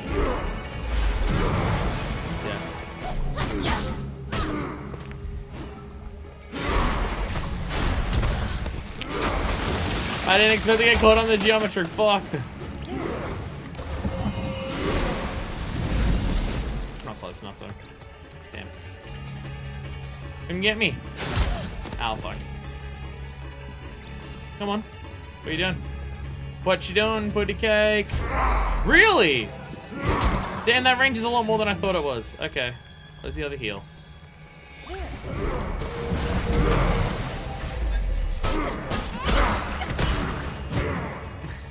I just love the little, like, if he deflects you, the little annoyed, wait, fuck off kick. I just love that little kick where he's like, get out of here, what the fuck?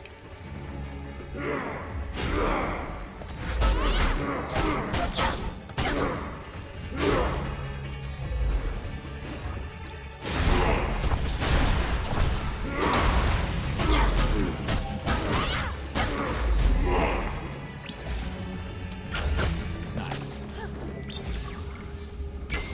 Ah, god damn it. Fucked it up. Oh, god damn it. How dare you? Fuck you. Fuck you! There we go. There we go. Got him. Got him. Whew.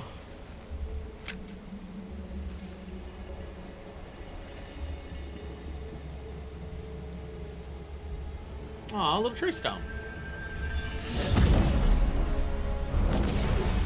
Oh. Yeah, having this dash definitely makes boss fights feel more manageable than before. Toshi's love. I think it's also possible that, like, these are meant to be mini-bosses, so they're also not trying to kick my ass as hard as, say, Adira or Taro or anything. But having the dash. Oh, this place is finally pretty. But having the dash definitely makes it way more manageable to try and get in and stuff. By the way, 81 rods. Fuck yeah, let's go. I was about to say, God, this place is so pretty, and then I started looking at that mountain that hasn't had its textures loaded. It's clearly not meant to look like that, because the mountain is further in the distance. It just didn't load in for some reason. But the game is very pretty. It's just so, I like how part of your reward for clearing out boss fights and stuff is the place looks prettier now. Like, your tangible reward, no one's looking there. The tangible reward for improving the place is it physically looks better.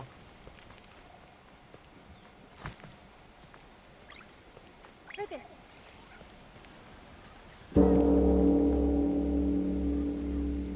I was wondering if it would do anything after the fact. But it appears not. It appears not. I'm honestly concerned out of all of these places that I've been through, I haven't found a single collectible, except for like one treasure chest, and that one mail I got. Many rang this bell on a journey of reflection, hoping to seek guidance from our ancestors. As our village struggled, Toshi found few answers here.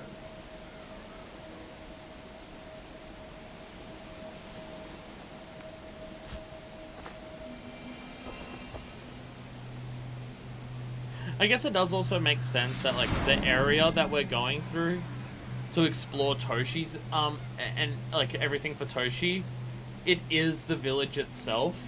Like, Taro had an actual area that, like, he was more associated with. Adira had, like, where her forging and stuff is. Where, like, the primary area of the village, it is the village.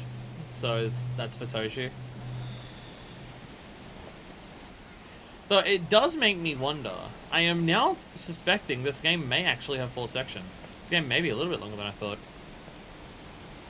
Because my whole thing that I said last time is we've got another mask and it's leading towards the mountain. So, and how is there going to be more than how's there going to be more areas considering, you know, you're kind of done after the fact. There's no other places in the village to even look at. And the answer is you explore more of the village itself. Which is cute.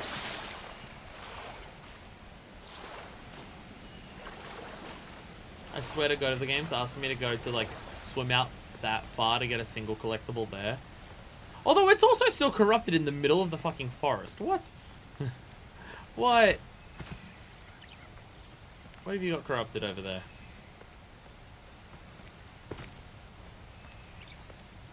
How do I... Oh, I see. I see. No, there is actually a thing over there to grab. Okay.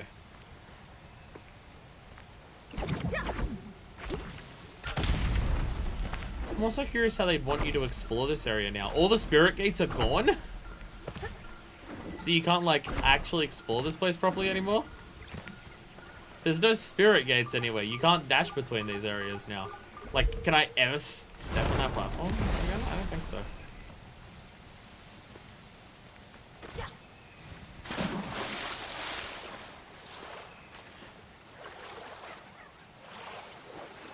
Can we dash on top of water to get around slightly faster? I was about to say, we're somewhere different, but no. Everywhere that we're going back to here is just... Oh yeah, I recognize. Yeah, we were here before, actually. It's actually nowhere near. Because we haven't found, like, a single goddamn collectible in any of this, it just really makes me think I'm missing shit. And I can see there's one there, obviously, right? In the like, this little thing in the middle here. Like, clearly I meant to bring that over to this. But it's just a flower shrine. I'm missing so many rotten hats and everything in the village. And I don't know, I'm just concerned, how am I this stupid? Also, wait, how the fuck do I get this over there? Wait, how the fuck do I get this over there? This can't travel on water.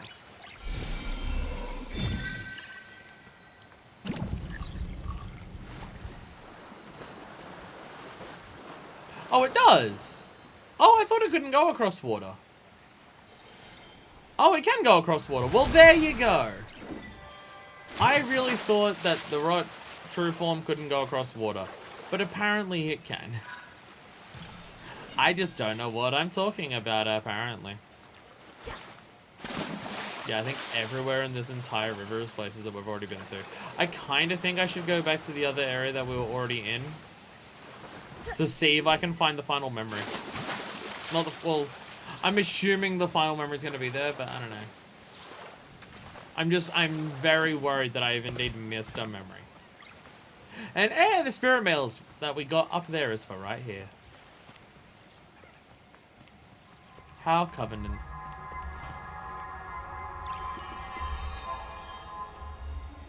Oh. Oh. That's stiff neck. Yay, mail delivered.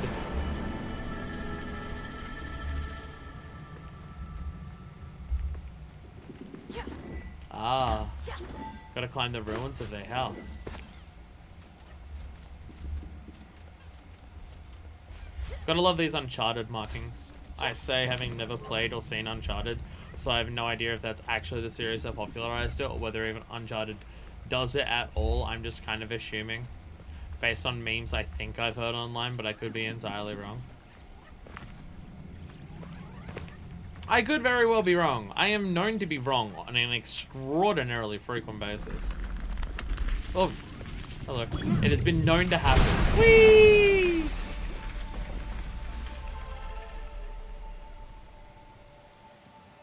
Actually, no, we did get one hat. No, never mind. When I said we've got no collectibles here, no, we did get a hat. We did get a single hat. So many text messages coming in. Why are there so many text messages coming in? Why is my delivery at the post shop? Why do I have to go to the post office to pick up my parcel? They tried to bring it here and they just didn't fucking leave it here?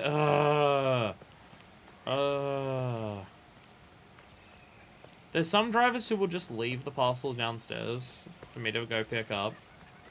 And some drivers who just refuse to leave it behind, even if I've left authority to leave it here. And just expect me to go to the fucking post office to pick it up. And I'm just like, but I asked for it to be delivered. What's the point of getting something delivered if I have to go then pick it up? I can't drive anywhere, so I say while I gently spin. Basically, what I'm saying is I apologize if tomorrow's stream is slightly late. I need to go pick up a parcel. Yeah, I'd have to leave, like, now to go pick it up today. I'm not going to stop the stream to go pick up a parcel. Because knowing how long it would take me to walk there and walk back, because I'm a lazy piece of shit, the stream wouldn't stop for the stream wouldn't resume for another half an hour. God damn it. Hey, bunny rabbit hat! Bunny rabbit hat! I fucking hate when they do that shit. It's so annoying! Like, I literally signed into the app, oh, not the app, but I clicked on the link that they gave me in the email earlier today.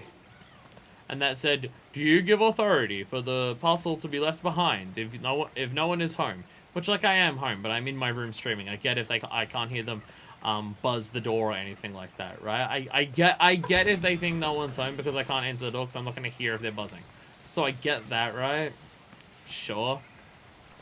But, like, I literally went onto the thing earlier today to just be like, I will probably be streaming. I don't know if anyone else is going to be home. You have authority to leave it here. And I clicked the thing saying, yes, I have authority. Here's my digital signature and everything. You can leave it here. And then they didn't leave it here. Like, God damn it. God damn it. Like, I don't want to go off at I don't want to go at delivery drivers too hard. Because holy fucking shit, especially with the pandemic, they've been worked to the goddamn bone. Because so many more people are getting things delivered because they don't leave their homes as fucking frequently as before and stuff like that. And just everything with working in any type of service with COVID everywhere.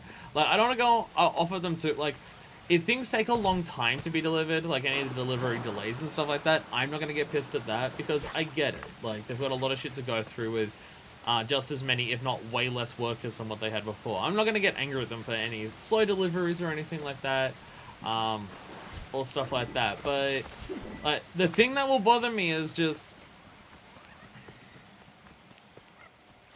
I clicked on it saying, yes, you can leave it here. You can knock on the door, no one's here, and you can leave it here, and I'll come grab it later. Just, like, click the thing saying delivered, left in a secure location, and I'll come grab it. And that's totally fine. I have no issue with that. And I clicked on the thing to do that. And, like, I would think for the delivery driver, that would be easier to do.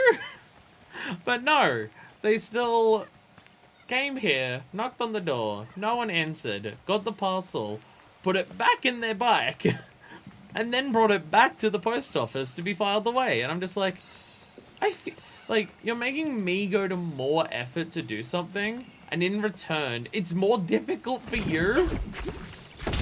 Like, what?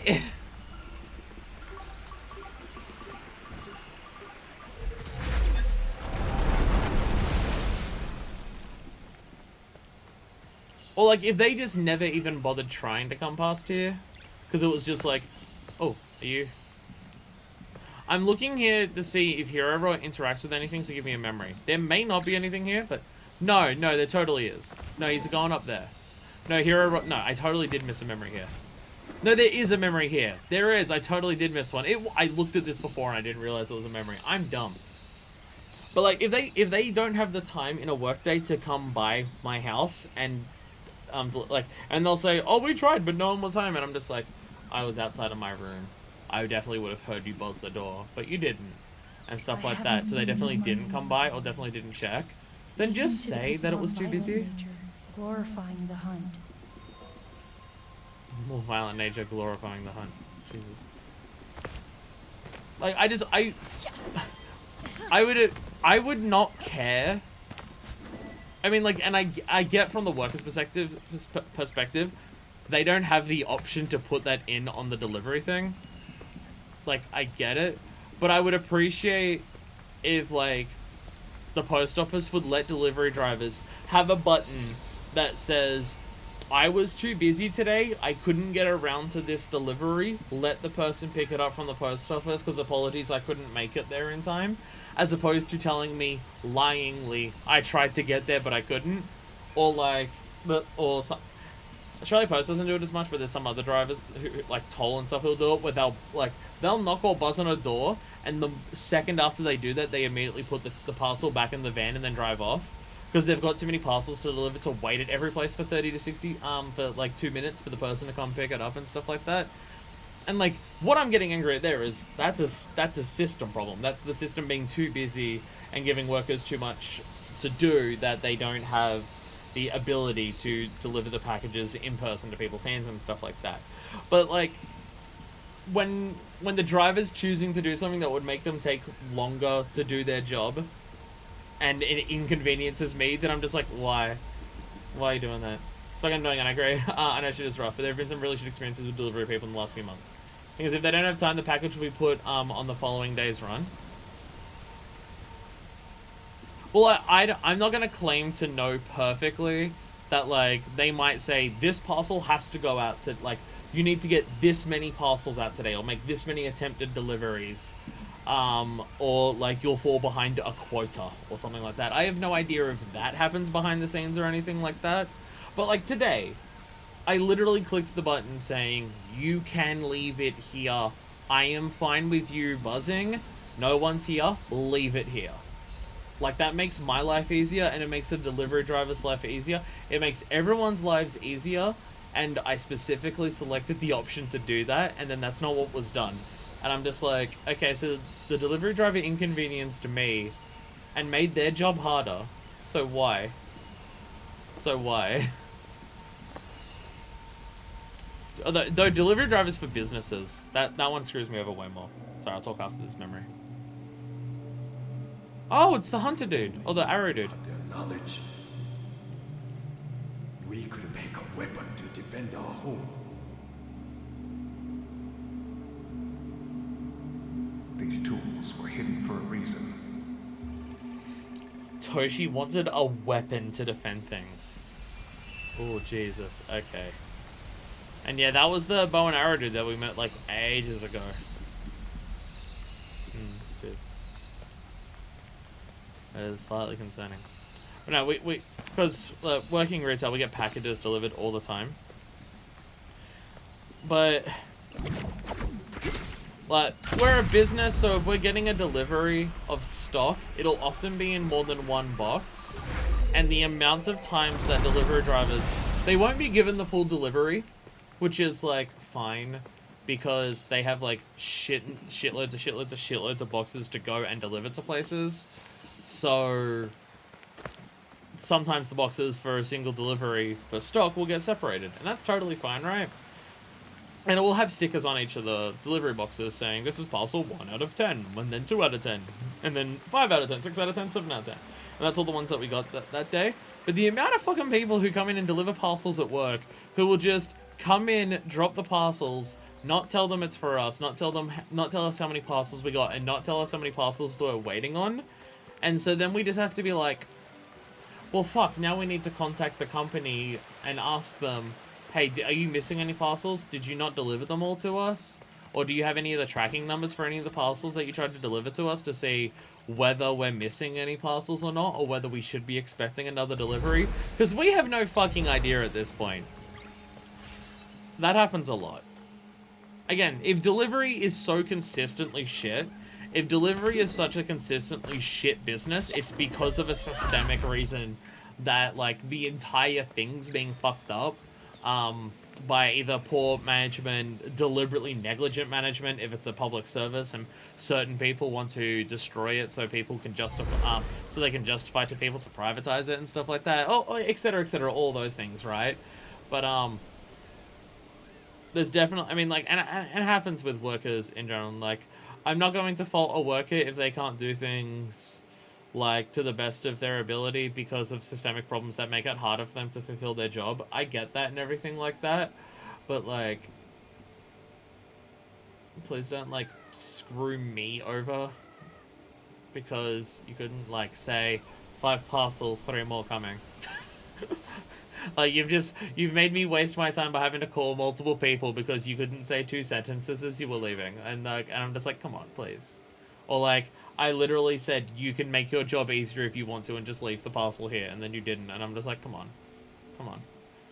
I mean, it could just be a case of they're so overworked that they, they're so overworked and exhausted that for them to think of the best options for individual people, they don't have the energy for that as well because they're burnt out as fuck. And it might be that too, I don't know. It's just, again, like I was saying before, if something is consistently, like, what I was saying about, like, the pandemic, if something is so consistently fucked up, it's not individual people's fault that the system itself is fucked up, it's a systemic problem, and stuff like that, but you can still be annoyed at individuals if they're, like, if they're fucking up things when they don't need to, or, like, stuff like that. It can be very frustrating. I've literally had a delivery driver pull up at the end of the driveway, didn't even get out of the van and just drove away, and I got an email that they attempted delivery. My mum watched it happen and she just pulled up after work so she could so he could see her and didn't even have to walk up to the front door. He could have just given her the package.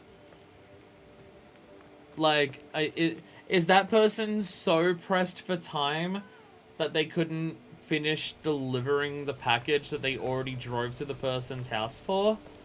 Because, yeah, like, if they're literally just if they literally just drive up, slow down past the place, and then leave, then it's just like, yeah, you didn't even try, man. Again, I get if you're overworked and stuff like that, but, like, please. Mask maker path.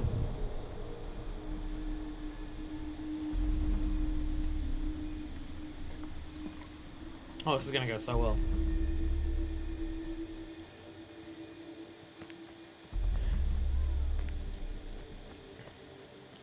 I mean, there's that one classic picture online, I think it was an Amazon delivery thing, of a person just being like, I just got this photo from my delivery driver saying that the parcel was left in a safe place, and the photo that they got from the person is literally the package being thrown and the photos of the parcel in mid fucking air, and it's just, oh, I walked into the poison spore thing. Like, the photo's literally of the parcel in mid-air. And it's just like, we've left it in a safe location. And it's just like, what? What? No. Wait, am I missing something? No, that was like the entrance to Maskmaker's Path.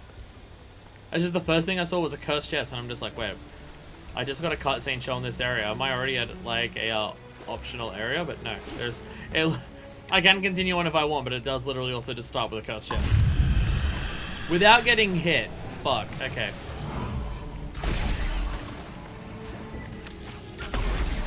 Oh, this will be fine. Not even an issue. Literally not even an issue, right?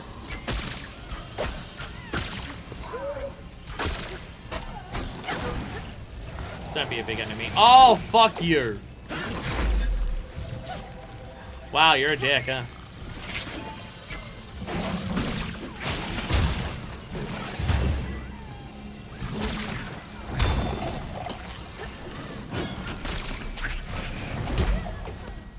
What hit me?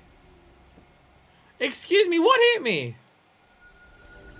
Safe place, I also just like just because they come in some interesting places. Although there's more me problems since I can't see where they put it. You know, for you specifically, that like, yeah, them just saying safe place would screw that.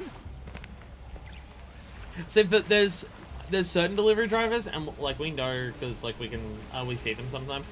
There's I think it's like 2 different delivery drivers who frequently come by on our route. I live in an apartment building, so there's like the actual security door downstairs. If they leave it in a safe place here, by the way, the Rots are having a fucking floor Z fighting party. Fuck yeah, let's go. If they can't deliver a parcel to anyone in our apartment complex that they need to, they'll buzz one of the other doors and just say, hey, delivery driver, can you open the door so I can leave a parcel inside? And stuff like that. So there's a couple people here, like, there's a couple delivery drivers here who do that for us. So it's at least locked inside. So I've also had people say, have delivery drivers say, we left it in a safe location, and they've just shoved a parcel into the letterbox regardless of how small it is. Or regardless of how big it is, and it's just like, it's not safe if the parcel's destroyed. I'm dead. I'm somehow not dead. Lol, I got you in one hit. Let's go.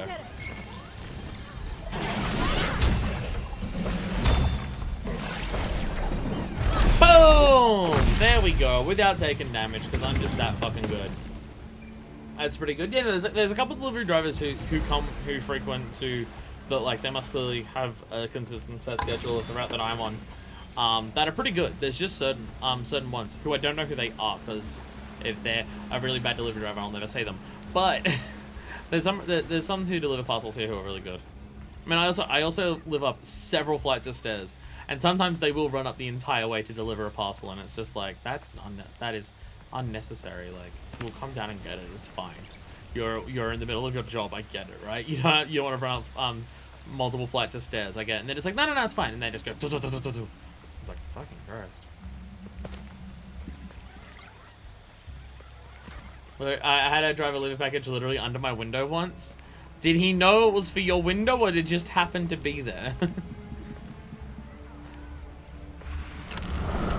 Oh, I hate this thing so much. Can I? Damn it. Did you spawn bomb ones? No. What are you doing? Oh, what the fuck? Are you kidding me? I'm sorry, but did they seriously give these fucking... Did they seriously give the mage class the ability to fucking...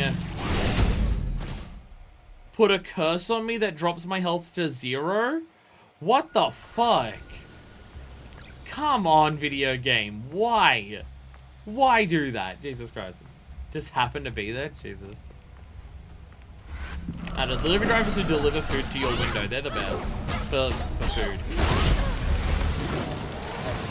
They're the real ones. They're the people who need to be protected.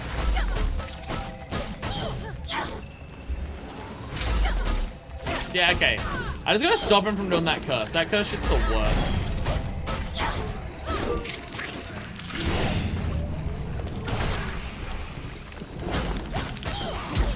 Ow. Okay.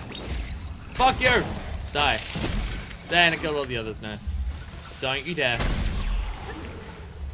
Don't you dare. I was about to say, are you spawning more of the bomb ones? No. They are spawning more of the bomb ones! Fuck you! How many bomb ones do you want to spawn on me? The amount of times I accidentally do the hammer slam in mid-air and just get myself hit is way too much. Ow. Yeah, let's go. Rot powers activate. Form of fuck 'em up! I got in the single attack, that's fine, I guess. Instant kill, nice. Okay. I need to bind you like now. Whee! Bam! There we go. How many enemies are you gonna give me? Jesus Christ, there we go. Oh my goodness. That was a lot of enemies all at once. Woo! There we go. Honestly, I thought it was lost. I'd already fought a claim. By pure luck, my brother found it. I was able to call them back and explain what happened. I mean, yeah, if they're gonna leave it, because if they're gonna leave it that far out of the way, it's like, what the fuck? What the fuck? I wonder if they just had like two teams, one on gameplay, one on design. It is entirely possible. Again, I enjoy the combat in this game. There are definitely certain times where it feels like it is a bit too hard in the sense that your options of like effective ways to take the enemies out feels limited. Because it does feel sometimes that like just how much shit they'll throw at you or how tight your reaction speed or like navigating things needs to be is exceptionally tight that it's a bit much. I think they just push it a bit too far sometimes to... I'm not going to say that it's like perfectly designed combat.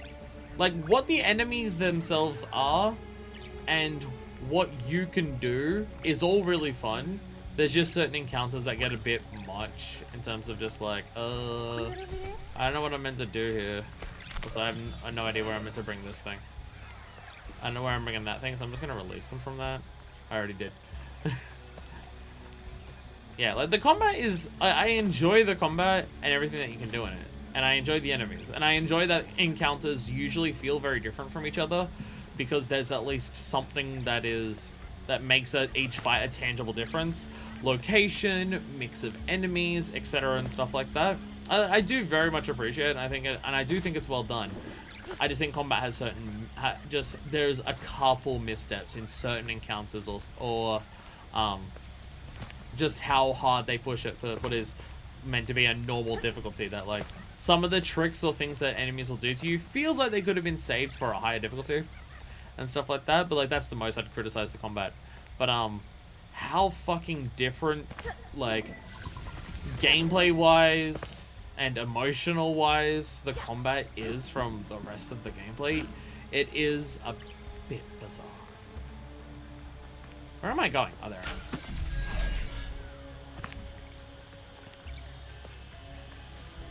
And again, it might have been a deliberate choice, right? It might have been a deliberate choice of, we want it to be like, we want the fights to help people move on into, to help people move on and to fight the bosses that you need to do to help them move on. We want those to be tense. We want them to be difficult. My spirit mail. We want it to be all of that for the emotional impact that it'll have when you're able to deliver it all and stuff like that. Oh, I see where I've got to deliver the thing. That might have been a deliberate choice. To just be like, it might be a bit of a clash, but that will deliver the emotions that we want it to do, to have that moment of relief when you do that and you help someone move on. Helping people move on is meant to be a difficult journey, so the journey to actually fight the enemies should be difficult. It might have been a more deliberate choice than what I'm giving it credit for and stuff like that, right? But it is definitely sometimes a bit of a clash. Especially as the game goes on and the fights become harder and harder and harder, where they are just like, because you get just calm, peaceful, relaxing, exploring forest and solving puzzles and hanging out with your cute little friends, and then you just get boss that will kick your ass over and over and over again by being hard. We wanted the player to emotionally connect with wanting to move on.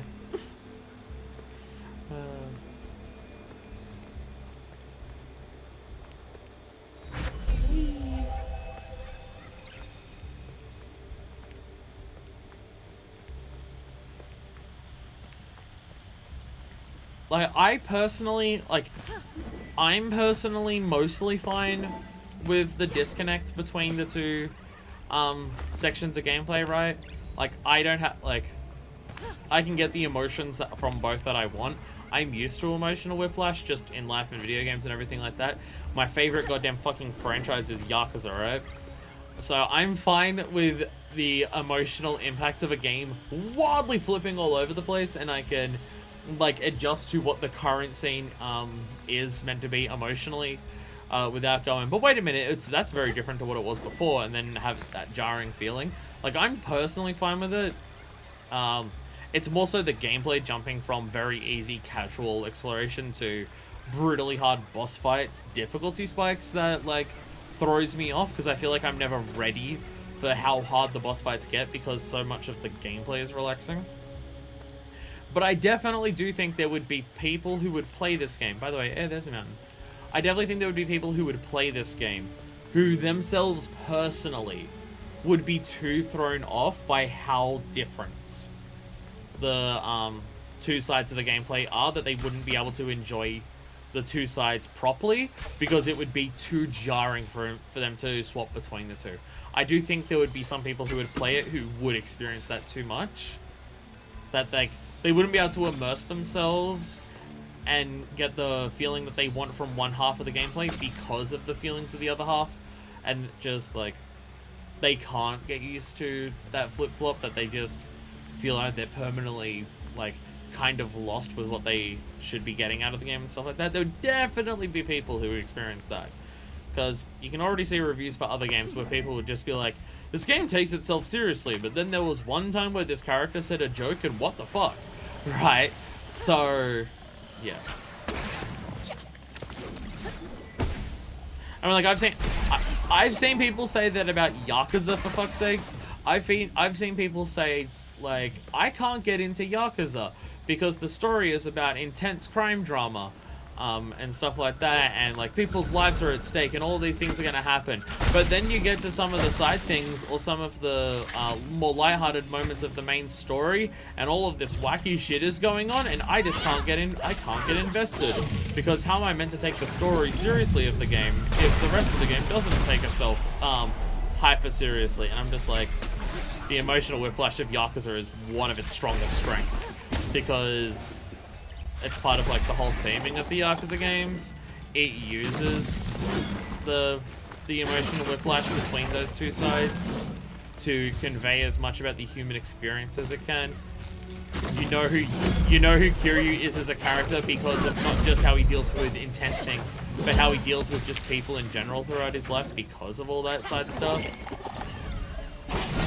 And having those lighthearted moments about other characters means that those things hit actually harder when something serious does happen, because you just go from lighthearted, happy, joking to intense, serious shit, and it hits harder because of that. So, like, if there are people out there where the emotional whiplash of Yakuza is too much for them, a game where that's its core strength and it's this entire thing that it's built around, then there would definitely be people where the switching between the two, honestly, fairly disparate dynamics of this game would be too much for them to enjoy it properly. Like, it's less me directly criticizing the game and saying I think the game fucked up because of it. Like, I'm not strictly saying the game fucked up because it switches between happy, cutesy exploration and intense, difficult boss fights. I'm not saying the game's bad because of that. It's more so I'm saying it as, like, a warning thing of there would be people where this is too much for them to handle because of how much it swaps, that they wouldn't be able to just stop and enjoy elements because of it. Like, not a direct criticism, but this may result in certain people not being able to enjoy the game to the fullest because of this. Wait, where the... Oh, I'm in a completely different area now. I set up all of those things so I could do a thing, but no, I'm just in a completely different area now, aren't I?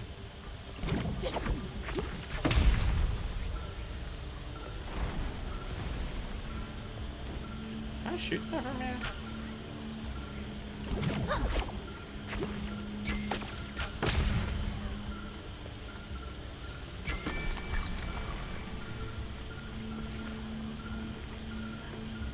I feel like this puzzle's going to be difficult. I get this feeling this puzzle might be tough. I want to reset it. I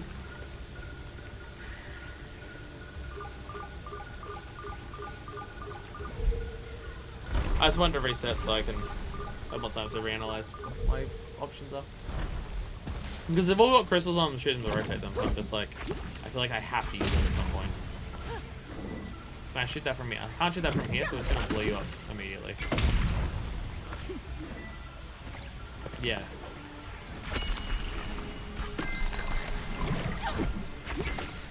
Oh yeah, I see what's happening here. Yeah, you got. Okay, that's what's going on here.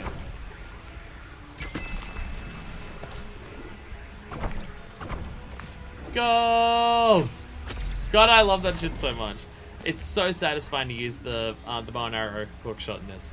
It's so goddamn satisfying. More games need their bow and arrow to also be a hook shot. It just feels so fucking good, especially considering this game has the slow down air timer on a bow and arrow, which also more games should borrow.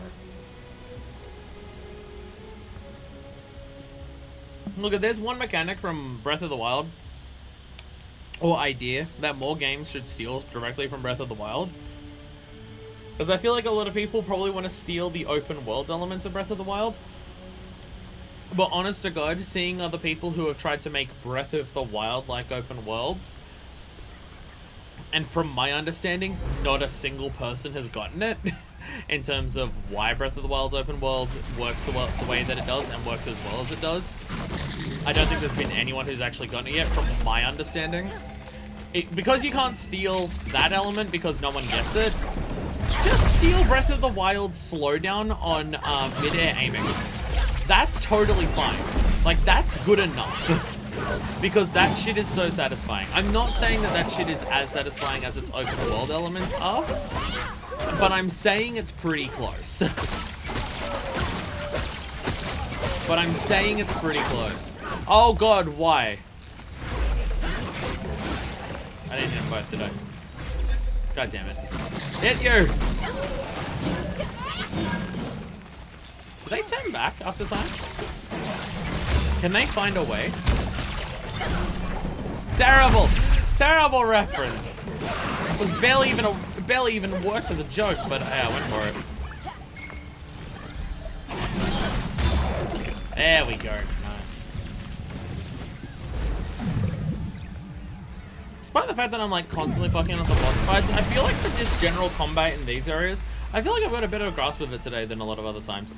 It might just be because I have this, and now I have a true, actual fucking character action level dodge that also has a relatively powerful attack at the end of it that staggers consistently. But hey. Hey, wooden mask! Hey, mask. Oh, lost memory. This could have been Zaju's workshop. These tools look like the ones he carries. Is Zaju the... Let me check the map. Is Zaju the dude who was up here? He was way up further, wasn't he? No, that was Rusu. I forget. Is Zaju the main dude then? I forget. Because we haven't helped Rusu move on. We haven't seen Rusu move on yet. It's entirely possible that Rusu just moves on, like, after you help Taro, because, like, his job's done. This generic mask seems like a weird one to have in this game. I guess they wanted one that was just like, you can pretend this is yours, because it's not after any characters. It might just be if you want to put all of your rots in masks, but because the character-specific masks are limited, if you want to make all of them masked, here's a generic one that you can buy 1,000,000 of. It might be that, honestly. Because there's no other mask that you can buy infinite of, because they're character-specific ones. You can pretend you're dead too! Reveal the secret plot twist. I have no idea if that's the plot twist. The mask I craft only helps the spirit who has loved us. Oh no, okay, so Zaju was the main guy, yeah. Duty is to the people who remain. I am afraid the burden of a village leader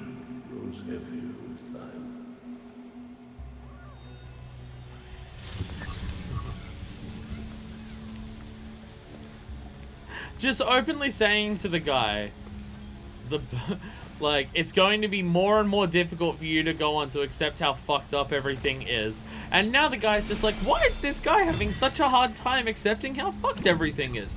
It just doesn't make sense.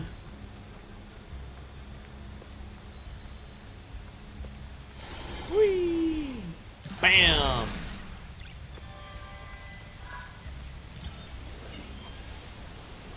Okay, now that we're actually exploring the other parts of the village, how close are we to actually maxing out the village? Hey! We're actually relatively close then, fuck. That's the last flower shrine for the entirety of the village. We've gotten all the spirit mail and all the cursed chests here. Meditation spot we're gonna get when we fight the boss here. So it means that the only things actually left to find in the village are rots and hats. And 3 of the rots we're going to get when we finish off the boss fight. So, okay, we're actually closer to finishing off the village than I thought.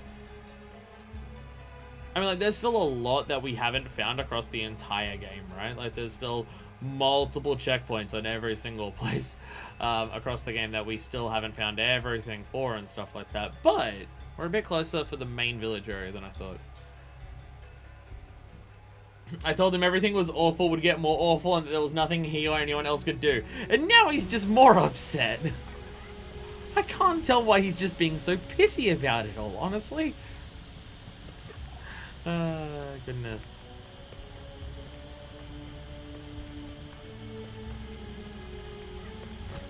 I mean, honestly, it is entirely possible that Zuju feels as guilty. Because, well, you also gotta remember, Zuju's still here. Zuju hasn't moved on yet.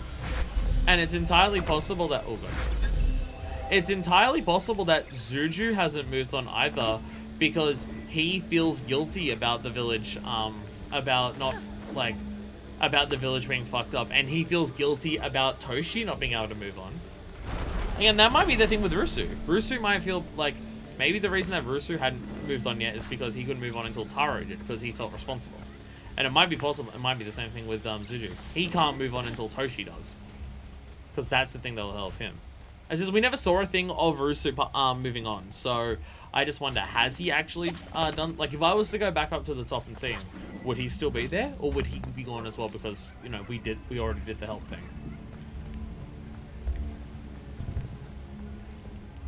Because I would assume he did. Like, I'd assume he went with the brothers when they left.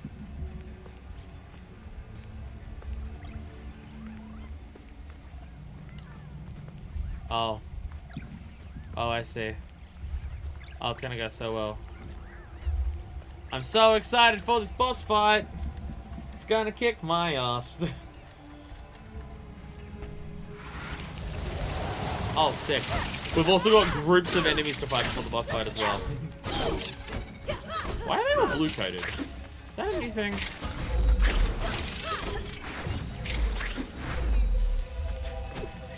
Just zippy around waving everywhere. There we go. Put it on the spot. Oh yeah, we got all the memories. That's the main thing. We did actually find everyone's memories. Ready? Whee! Honest to God, that dash may be the best ability that we have in the game. I am understanding why they left it for last. It's so good. And out of the stuff to do in combat, it honestly feels the most useful. It's such massive distances, it seems to have more iframes than any other type of dodging, and it also is just one of the most consistently staggering attacks in the game. It's just is good. This is good shit. Okay, they're all in place now. Did we do it? Did we win? I feel like I didn't win.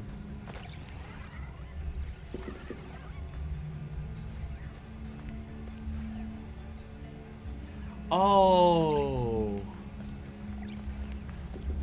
Oh, it's a puzzle. Oh, it's a fucking puzzle. I didn't realize that. Oh, you got me, game. You got me good. It's a puzzle. Oh, I didn't even notice that. Wow. Wow, wow, wow. Wow, wow, wubsy. You got me. I'll give you that. You got me. That's why the enemy spawned. Because I solved the puzzle incorrectly.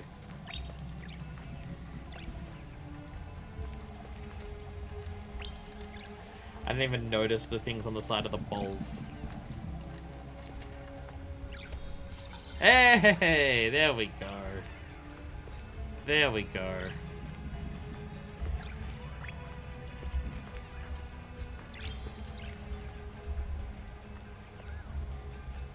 I'm just dumb, it turns out. Sorry, I failed the basic puzzle for babies. Ready? Light up. Hey! We did it! We did it! Yay! You know what I'm fucking ecstatic for? After we do this and we fight this boss, we then have to fight Toshi as a boss himself. I'm so excited to fight actual corrupted Toshi as a boss fight. I'm sure it's not going to take me an hour and a half to actually beat. So excited.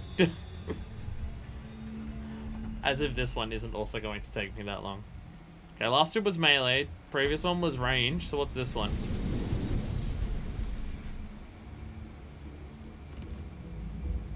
Invisible.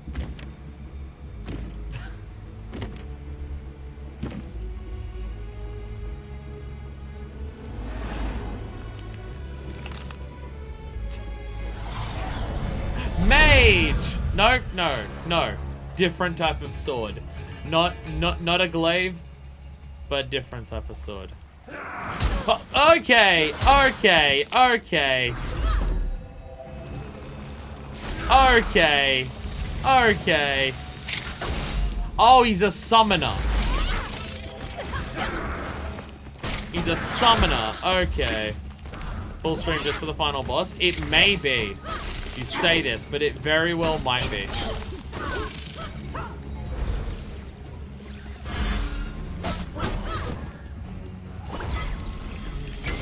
Yeah, gotcha. Oh, shit. Oh, my God. Oh, my God. Ow. Okay. Okay. Okay.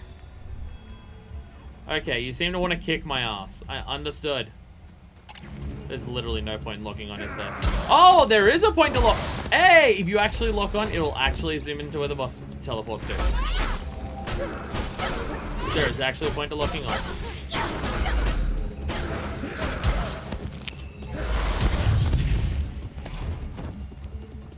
Yep, yep. I broke the boss fight already. By the way, I'm about to die already as well.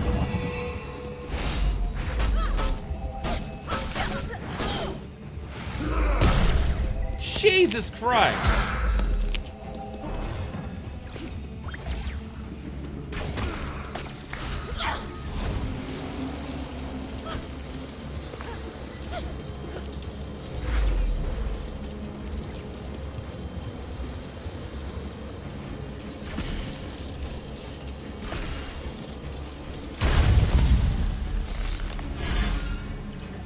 Okay. Okay. Okay, you know, he had a sword, but no, absolutely mage. Absolutely mage. He has a sword that helps him, but he's he's absolutely just a fucking mage.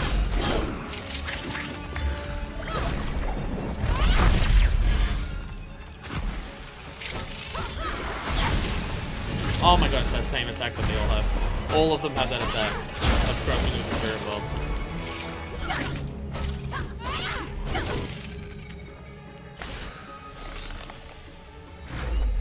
What?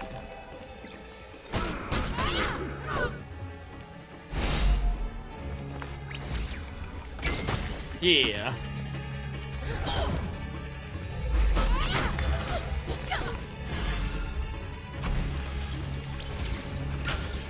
Ha ha ha. Ha ha ha. Oh my god, fuck you. Are you serious?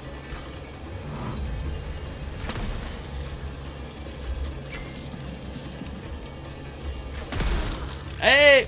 Oh, so one of them's correct on that. Oh. One of them's actually correct on that. Oh, okay. That I didn't expect.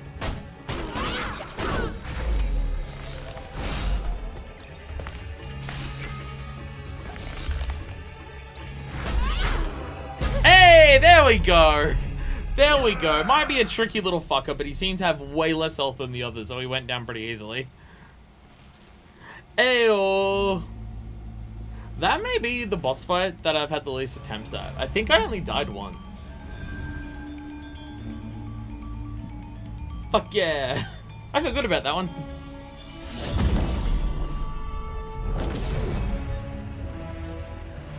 The bow and arrow one fucked me up the most, but I do think part of that is just because I didn't get enough headshots in. Toshi's Fear. Free Toshi. It's gonna go so well. So easy. So easy to free Toshi. Incense. Mask Maker hat. Oh, and we also get more rods, of course. Yes. We're only missing 15. Hell yeah. And also, final meditation spot for the village. Possibly everywhere? I should check the map. I might have gotten all of them so far. I can't confirm that at this stage, but I think I did. Our health bar looks so huge, but I swear, no matter how big my health bar gets, I swear I die in 2 or 3 hits regardless of the boss fight. I feel like my health bar is only increasing at the rate that bosses are doing more damage. I don't know if it's increasing any faster than that.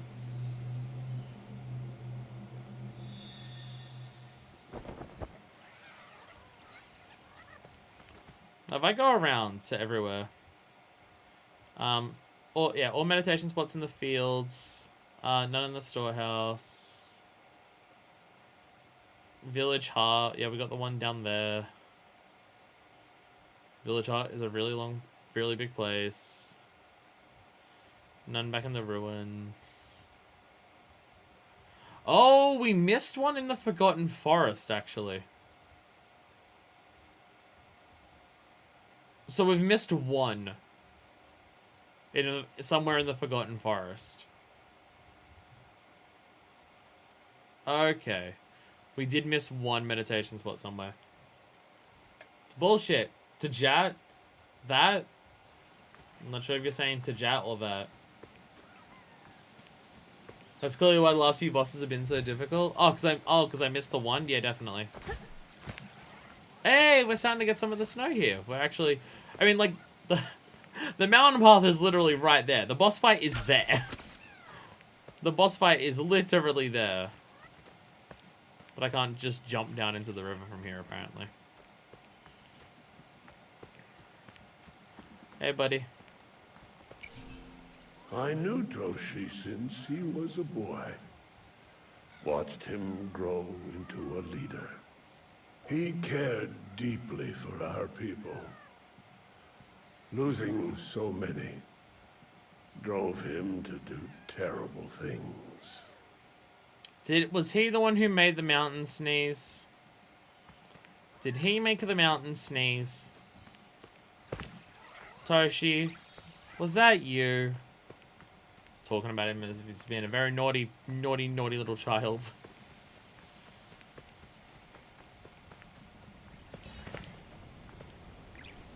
Hey, we can go actually down all there now. I was about to say, should I just walk back? But no.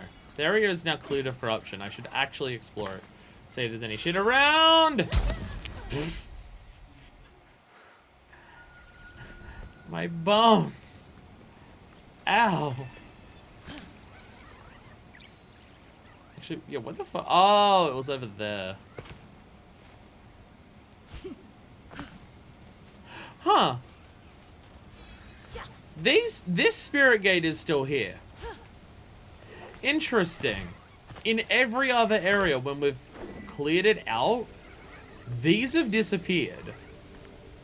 These ones stayed. Interesting.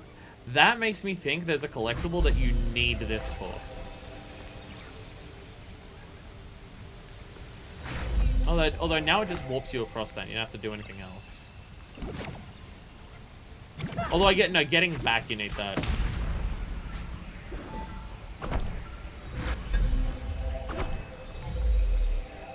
Ow. Yeah. It's interesting, because I'm pretty sure that is the only case so far where these things have stayed put.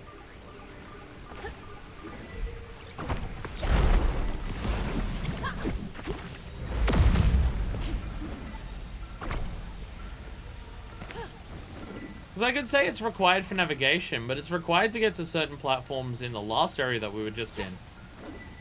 But they just meant that you couldn't get there. There was an oddly grim death. You heard the bone crunching. Why was there the bone crunching? That's what I want to know. I swear they played the sound effect of her bones crunching when she hit the ground. Which just did not feel necessary, I will say. It didn't feel necessary to play that. Considering she fell into fucking water. Didn't feel necessary to have that sound.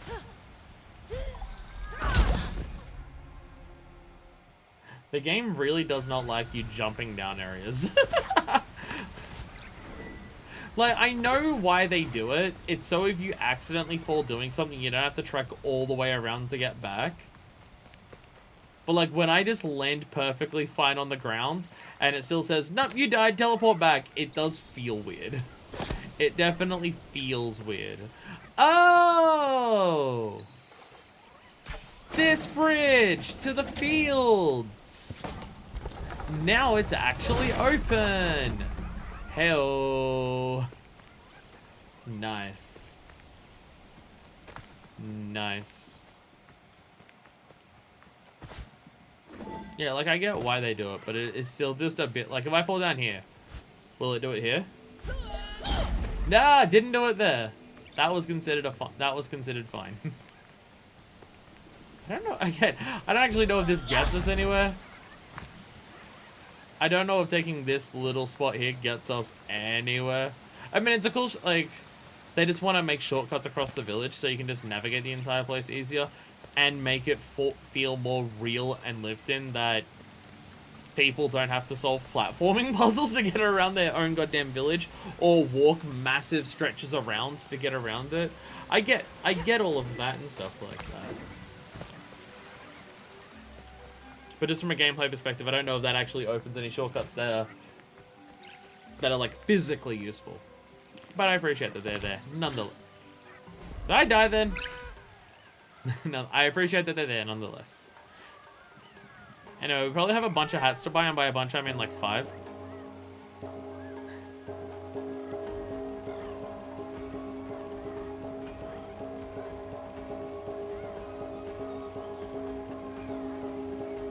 I gotta stop.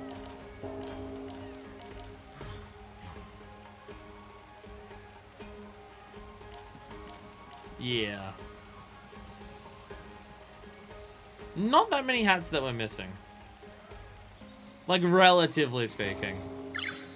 We still have 1, 2, 3, 4, 5, 6. We still have 7 rots without a hat. And then we've got another, what, 10, 11, 12, 13, 14, 15. So, wait. 20. So, 22. We've got 22 rots without hats. How many hats are left to buy?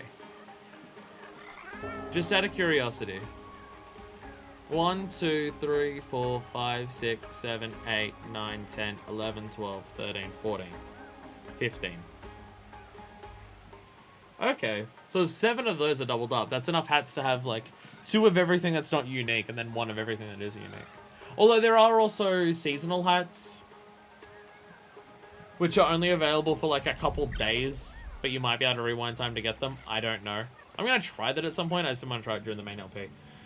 Because I also heard that you basically need to be near the end of the game to get the seasonal hats, because there's 3 treasure chests that appear in the world for like 3 Halloween hats, and then 3 chests that appear in the world to get 3 of the Christmas hats. But the locations they appear in are basic, like some of them are end game locations, so there's no point doing that.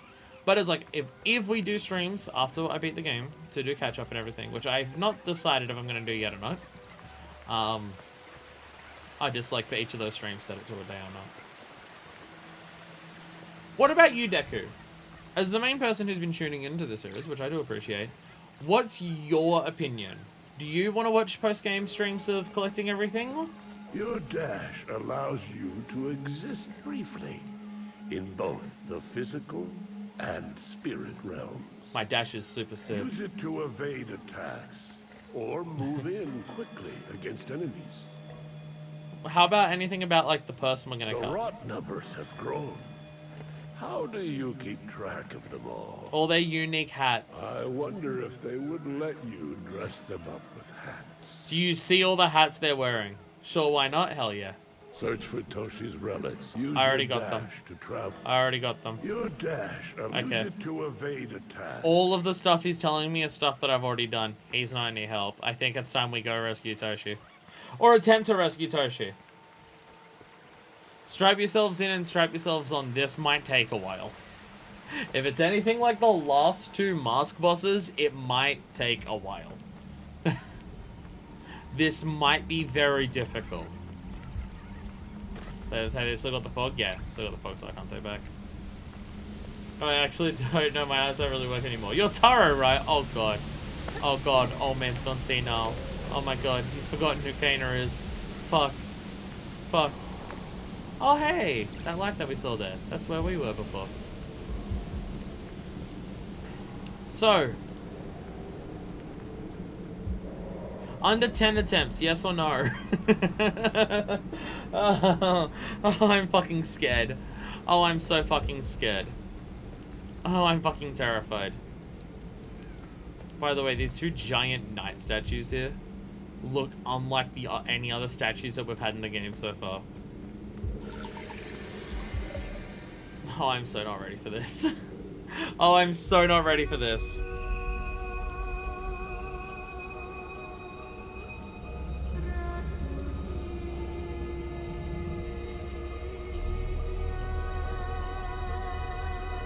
Are you ready this time, Kana?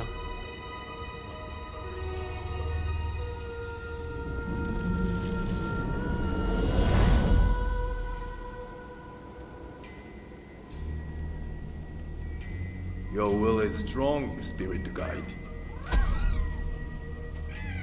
The power of the mountain shrine is mine. I took it to save my people. And look how good it went. It's time, Toshi. Let go, and we can restore your home together. You wanna challenge me? Come.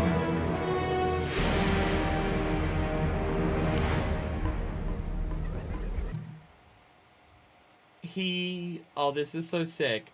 He doesn't, both of the other two corrupted ones we fought, they got all of this wood shit that started forming around them and transformed them and everything to corrupt them.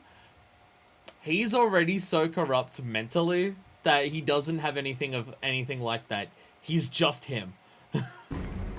He's just him. Oh, God. Oh, he already starts with that shit. He's totally gonna be combined of all three boss fights that we just did. He's totally gonna be all three boss fights combined. No, that's what he is. That's what he is. He's the three boss fights that we just did combined.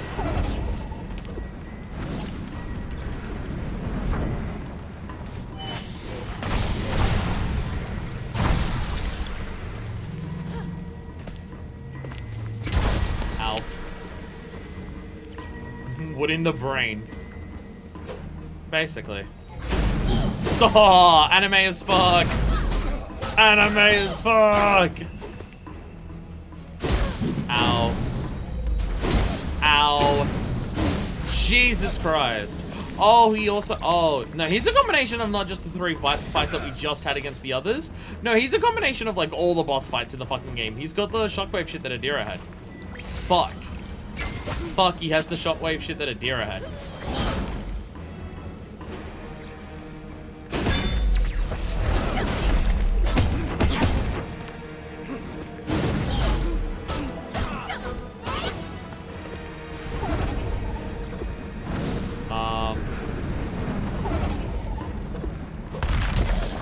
Oh! Jesus Christ. That is also an attack that Adira had, I believe.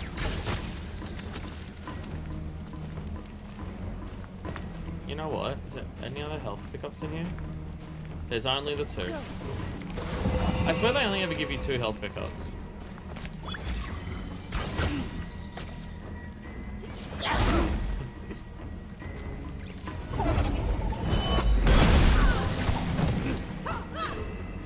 don't know what just happened there, but it was badass as hell.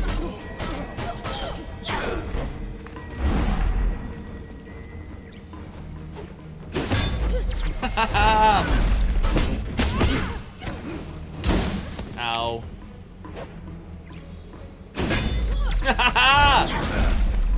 Get some new moves, dude. Jesus. Ow. Oh, come on! He comboed me after. Oh, god damn it! I didn't even get the chance to heal. I didn't even get a chance to heal. God damn it. God damn it. Fuck.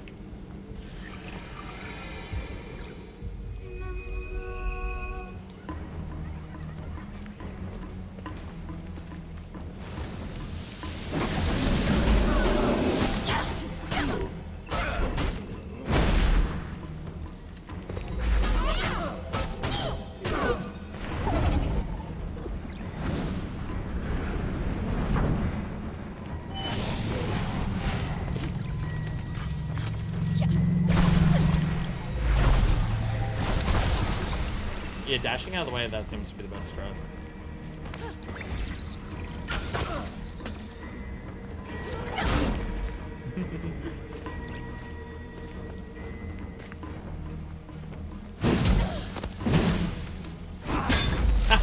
Fuck you.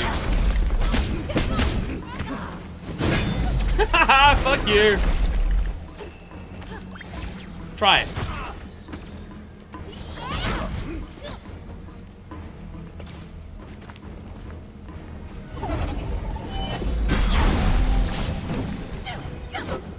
I don't even know what happened there.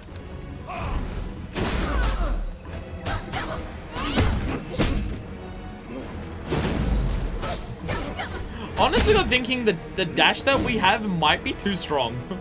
Honest to God, it might be too strong.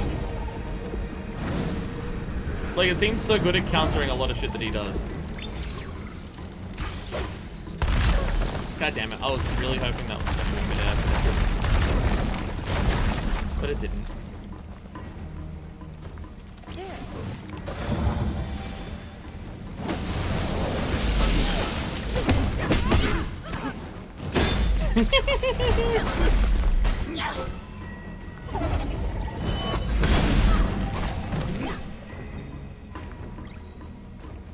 Like, I don't know what he's actually doing there and or how I'm countering it, but it fucking works every time, so I'm just gonna continue doing it as my strat. Because it seems to fucking work. Bye. I didn't even do much. Ow.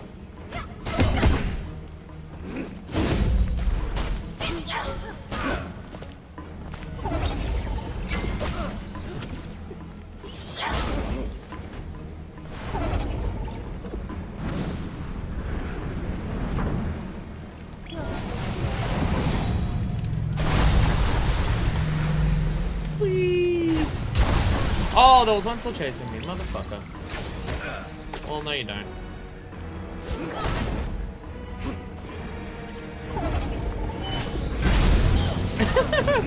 Like, he just explodes when I hit him on that. I don't even know what his attack it is, but it fucking works to just explode him.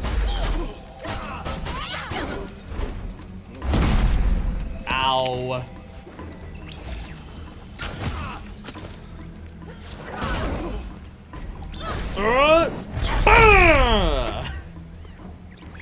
Fucking second try, let's go.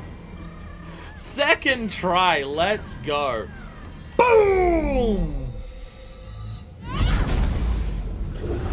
Oh, out of all the corrupted ones. Got him. Did that not work? Shit, it might be second form.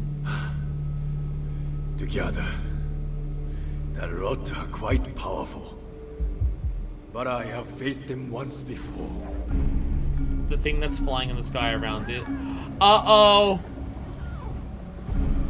You may think you know these creatures. Let me show you their true nature. Uh-oh.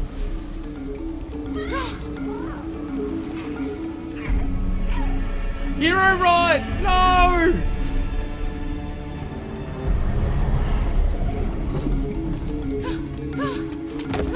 I think the thing that might have been flying around the map before may have been the rod.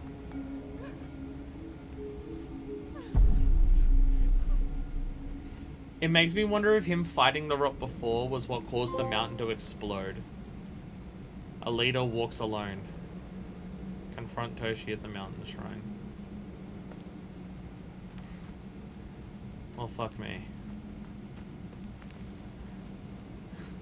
It doesn't even open as a meditation spot because he's not actually, like, dealt with.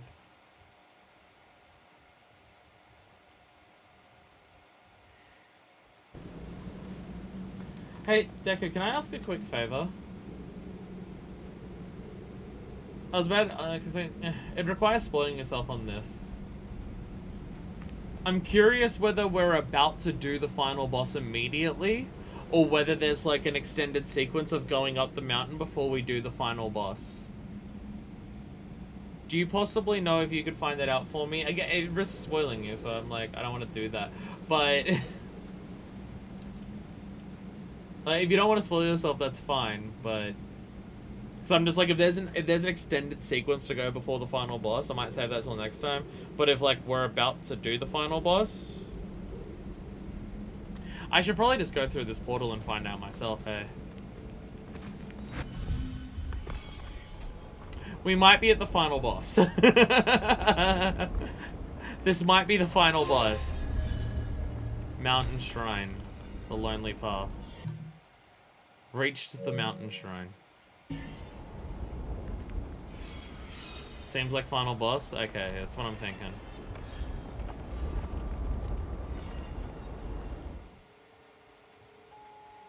Oh, Jesus. Small area but no collectibles. Yeah, that's what I'm thinking. Seems like final boss.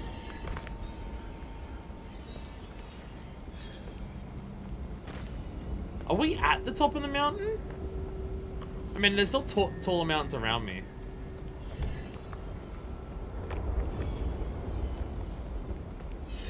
Although the mountain that we saw from a distance, it was kind of like split. It did have a gap in it. So maybe this is part of like in that or past that. Because looking at this, it does look like we're way past where the actual fucking mountain is. And there's a bunch of spirits here as well, by the way.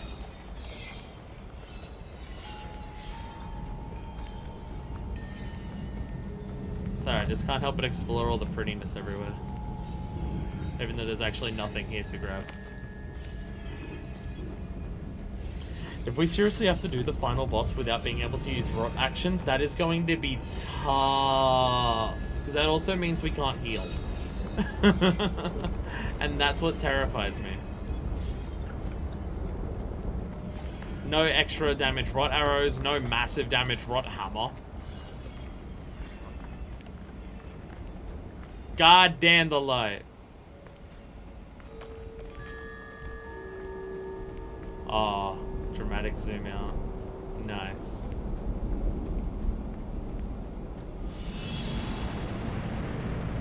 Uh-oh.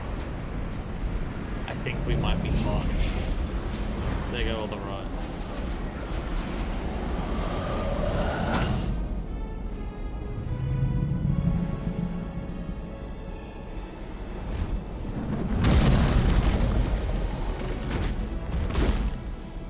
The rot's true form! Corrupt rot god. Jesus fucking Christ! Jesus Christ! So what am I meant to even fucking do? My god! I can't even hurt it! Like, I can hit its face a little. I can shoot it.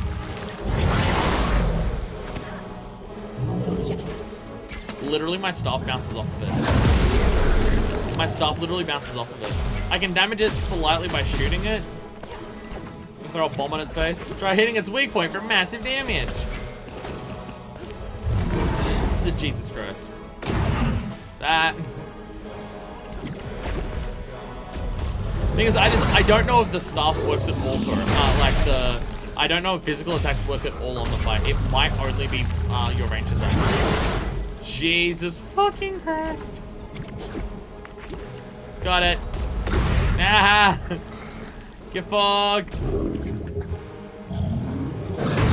Oh god. Oh god. By the way, Dark Souls boss.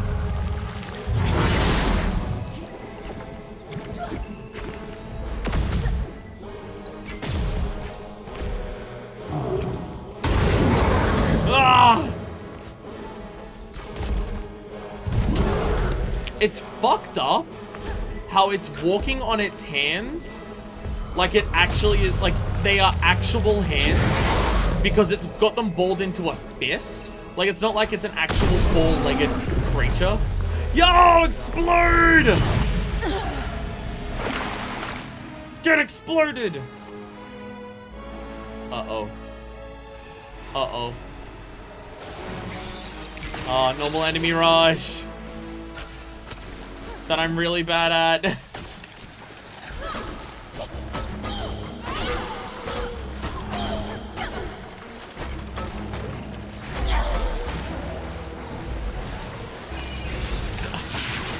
You don't like how they're giving me like the orbs for rod actions, despite the fact that there's no rock currently available. But they're still giving me them, those as options, like around. I think this is where the dash is gonna come in super fucking handy. But just how much this dash staggers fighting groups of enemies like this is like perfect for it. Spirit gate to jump through. Run! Hooah! Oh, Jesus.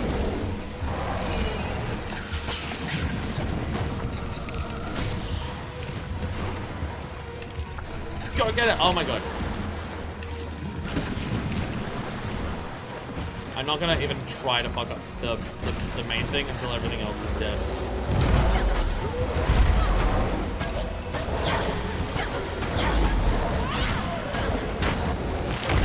Ow.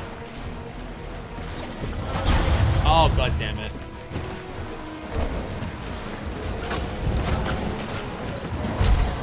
Fuck. Where do I respawn? Do I respawn at the... Holy shit! Whew, okay. Okay. Okay. Understood. You literally have to do the whole thing without healing. Literally the entire boss without healing. Understood.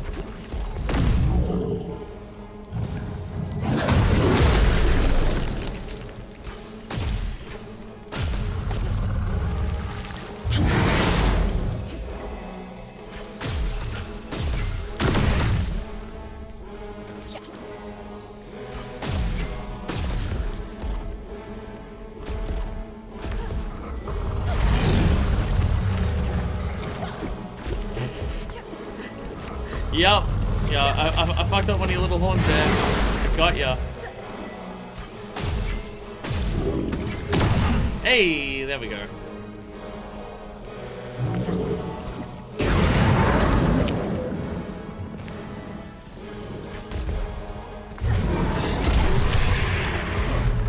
Ew. And I only took like a third of my health for damage. So this is where having a shit ton of health matters. This is where having a shit ton of health matters. Because all these things are still doing the same amount of damage as they did before, so you can collectively take a lot of hits.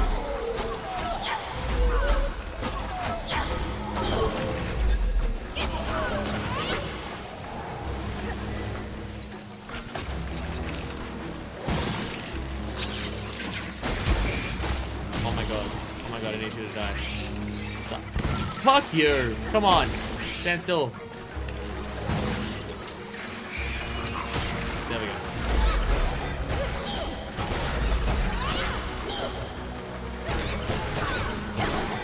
Run!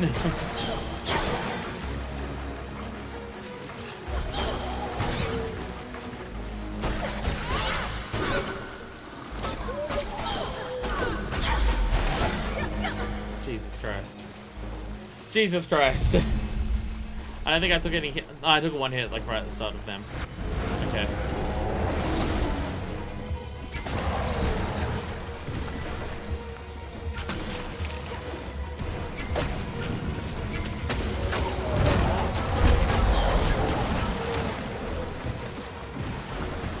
both dead? Okay, I can focus on this one.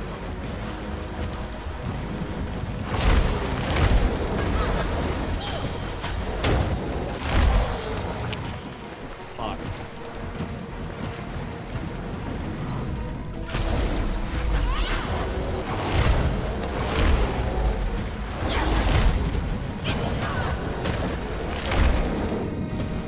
Run.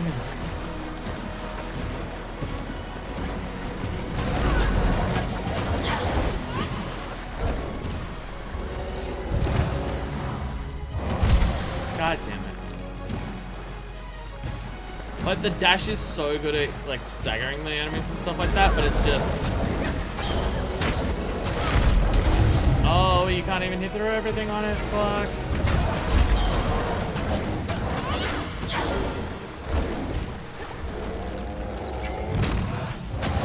Oh, god damn it! Ah, fuck, this is so hard to do without rod. This is so hard to do without having any rods. Because normally for those things, I would stagger them with the rod and try and do rod hammers. I mean, even shooting its weak points, half of them are on its fucking back. I'm trying to get around to that as I know that's what that is.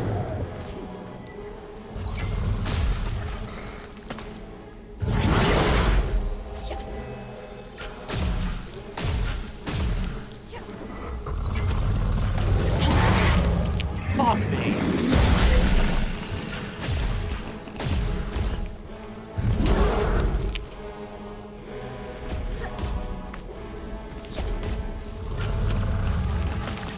God, I'm just missing all my shots.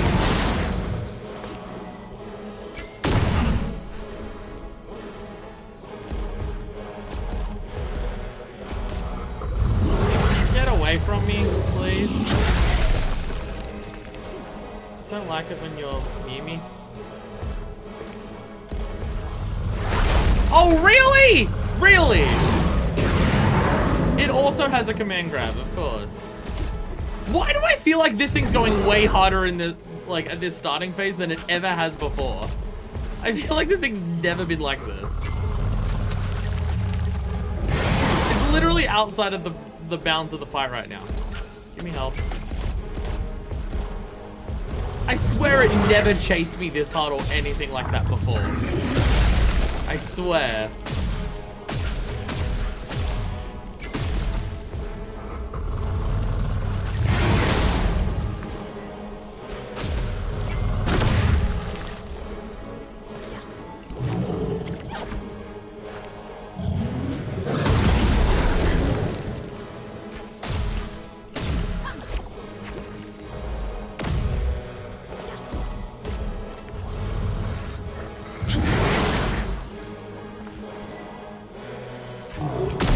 There we go.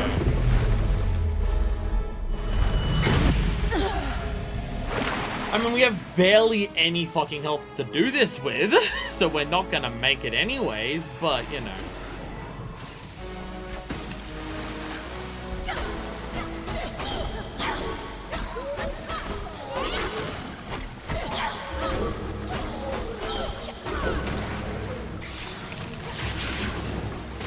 That enemy spawned in attacking me. Come on!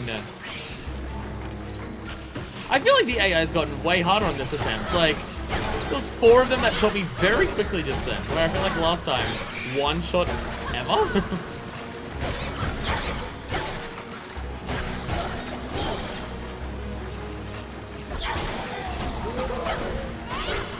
Boom, boom, boom. Boom! Oh, Jesus Christ. Jesus Christ. We're not gonna do this. We're absolutely not gonna beat it on this attempt. But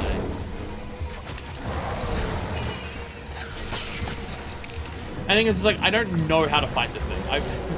This is actually one of the enemies that I've never actually been clear on, like, a good strategy for. I've never had one for this particular type of enemy.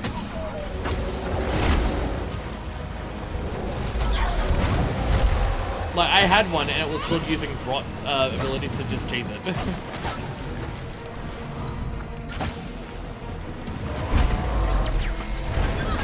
I got a parry on that.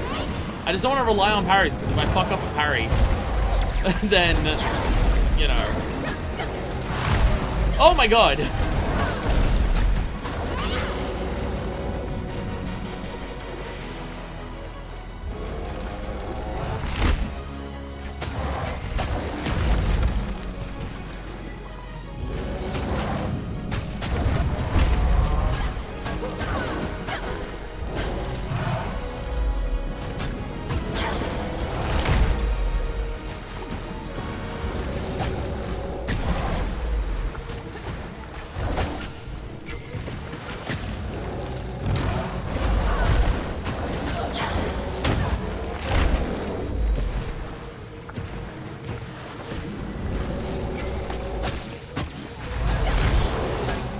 Holy shit. Okay.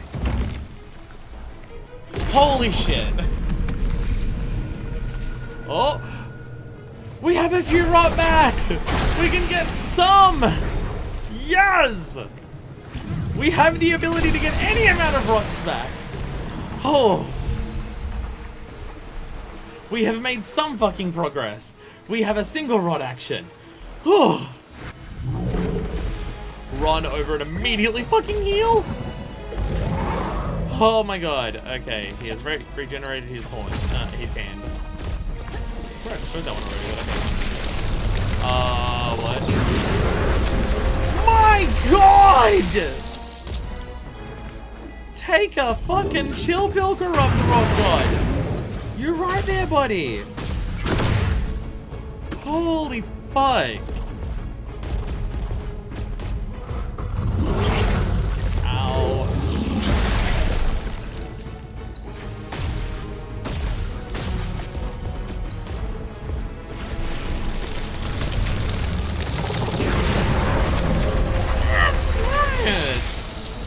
Really? Oh, come on.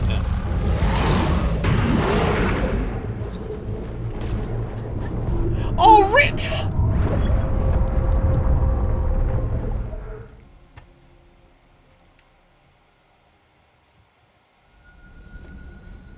Fuck that!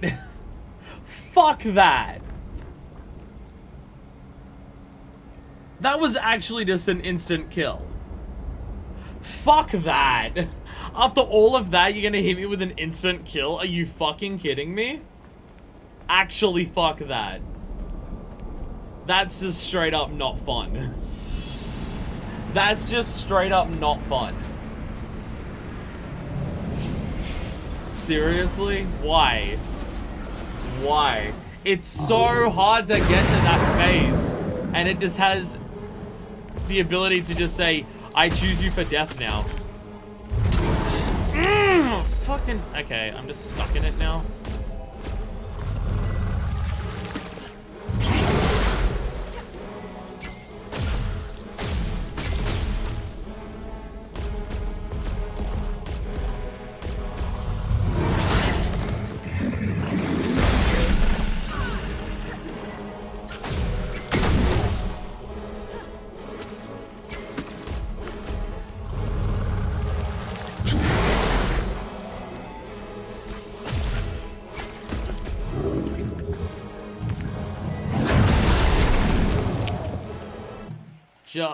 Just kill me at this point. Just kill me at this point. I don't want to continue this attempt. There's no point. If I take that much damage in the first phase, there's no point. Just kill me. Yeah, just kill me with that. Oh, I'm dead. Oh, we're gonna be here for so long. We're gonna be here for a really long fucking time. Oh my god, I'm so fucking mad that it hasn't...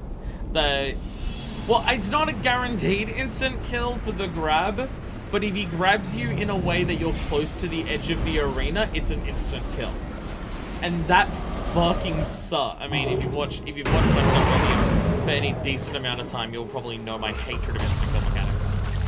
But I feel like it's especially egregious on like a multi-stage, very difficult boss fight like this, to have the possibility for that to happen.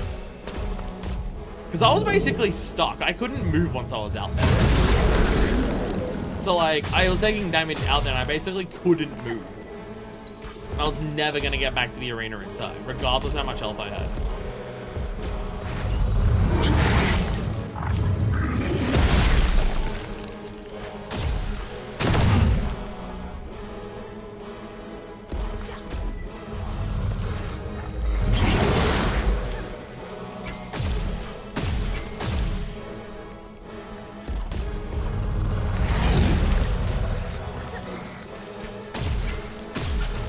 It does also seem that I know your other dodge cannot iframe the boss, but it does seem like your dash, like your shield dash, can indeed iframe command grabs, which is very, very useful information to be aware of.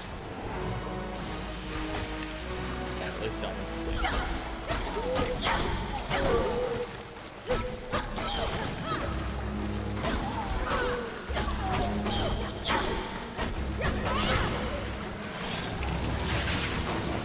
Come on, like it's sporting doing attacks.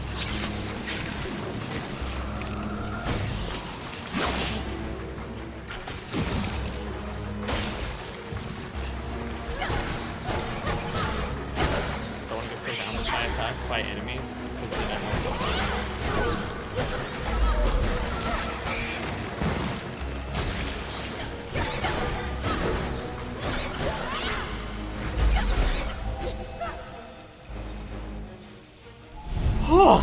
Okay. I'm gonna let my shield recharge before I jump in there. I've already got to use shield meter to jump in there, but I'll let it recharge a little bit before I get in there. There we go. You start with the bone meringue, wood meringue, I guess.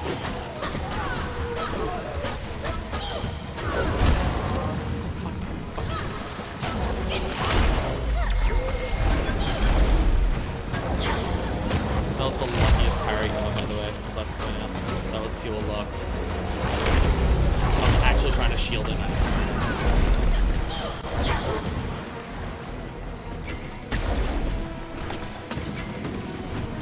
Just miss on every shot, that's fine.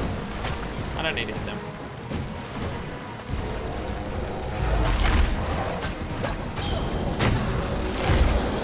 Fuck, even roll, like, the moment that you see that he's blocking you on that, by the time you actually, like, roll out of the way, it's not far enough. So you kind of need the dash on that.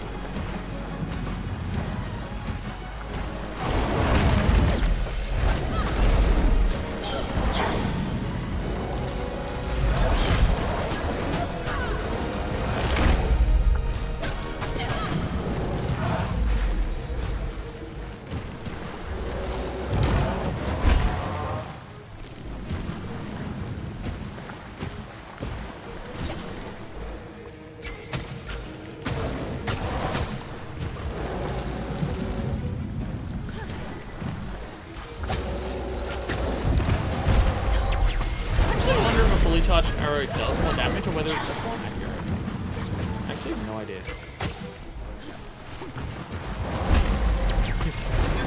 Fucking yes! Okay.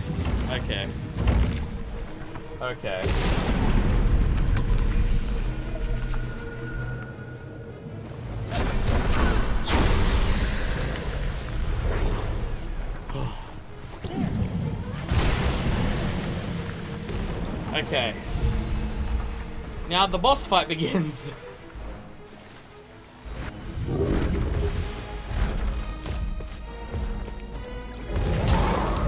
Ow. Really?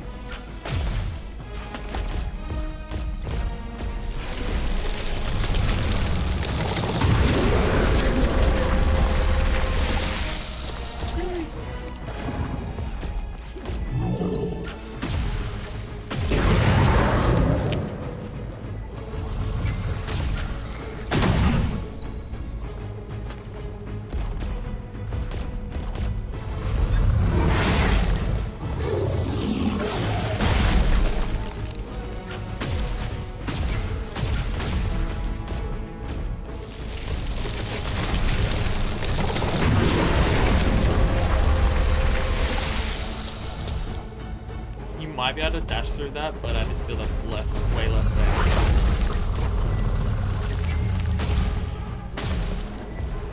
Fuck.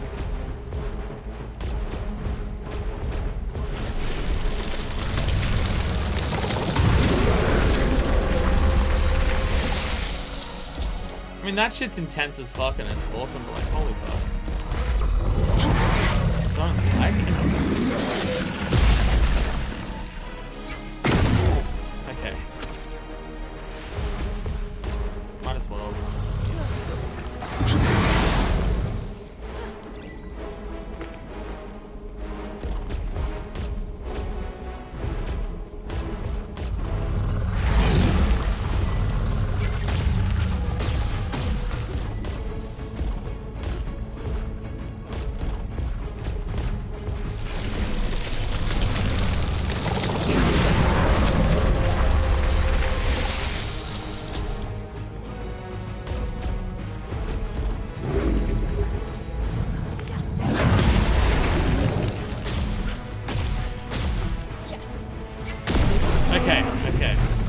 Okay, are we going back in? Okay, we're going back in. Oh, we're on rocks now.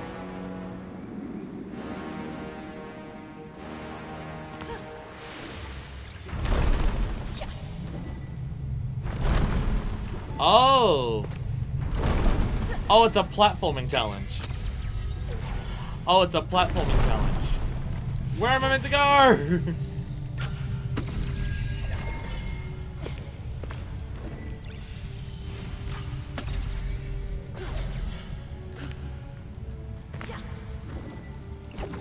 Oh, I fucked up. I fucked up!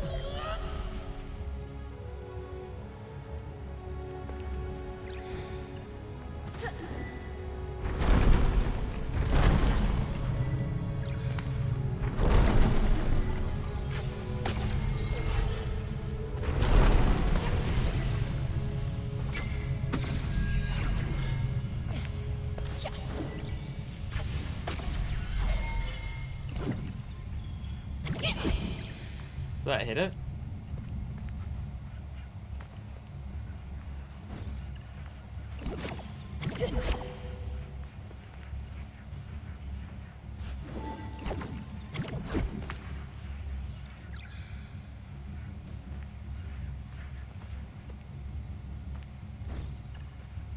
Okay, now I'm actually confused on what I'm meant to do here. Now I'm actually confused on what I'm meant to do.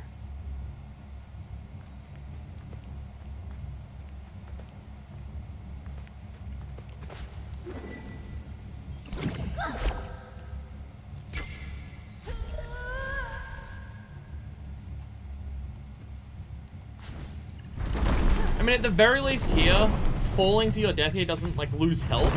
So it's not like I've only got a limited number of attempts before I fail this. But,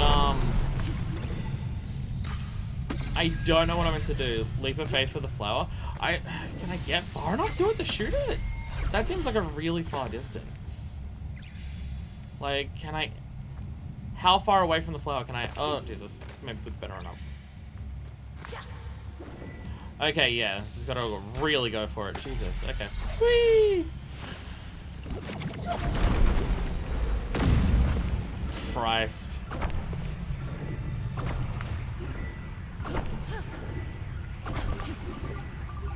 Oh, ready for this shit? Ready?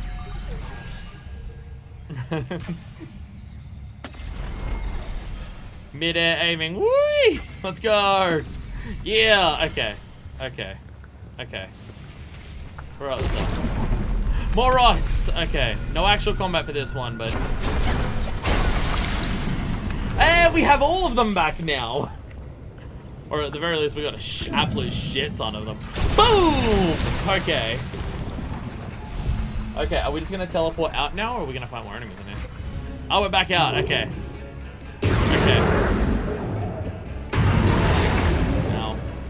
Oh, don't you dare. Oh god, I would've... What are you doing?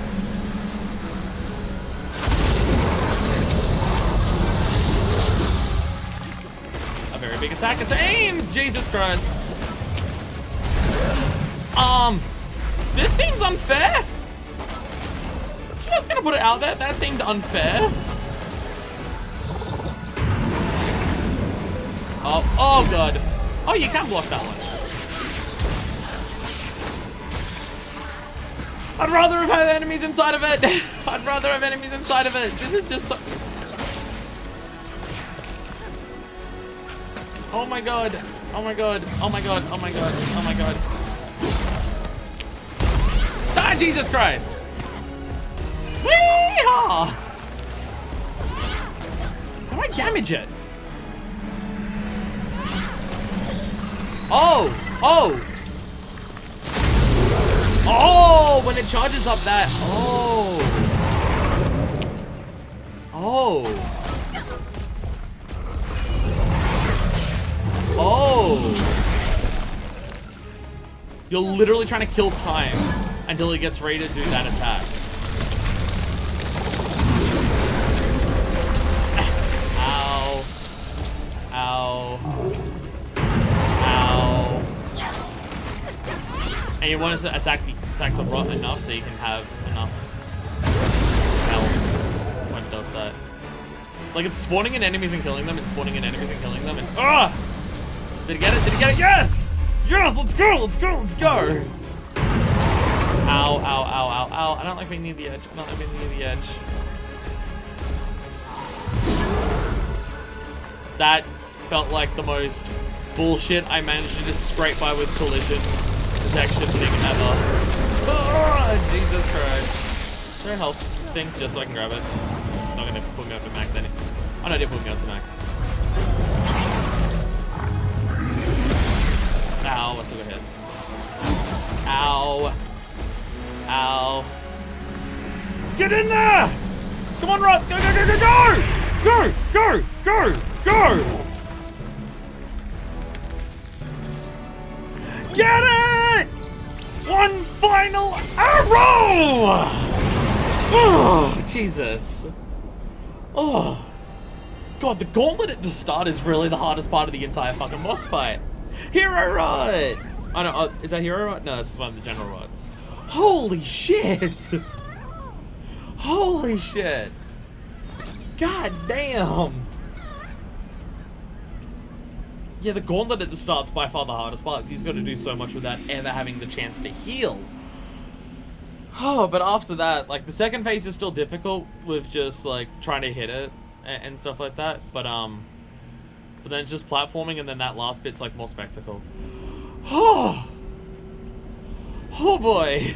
But we did it. But we fucking did it. Hey, Toshi. Are you ready to move on yet? Our ancestors trusted in the power of the mountain shrine. Its waters nurtured our village, gave us life, strengthened our connection to the spirit realm.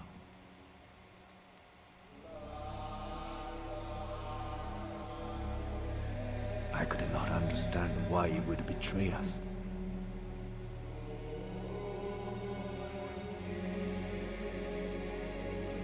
Our home was crumbling, and the people looked to me for answers.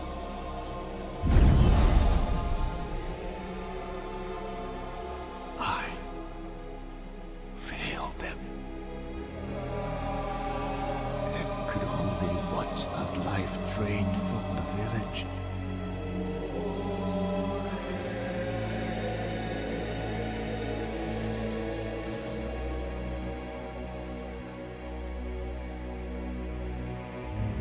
So we should do nothing? You should take action. The creature is connected to the balance of the land. Its presence, the famine. They are part of a natural cycle. The land needs time to heal. We must cross the mountains. It's time to look for a new home. Your faith in the old ways has blinded you. Lead our people, and they will follow you.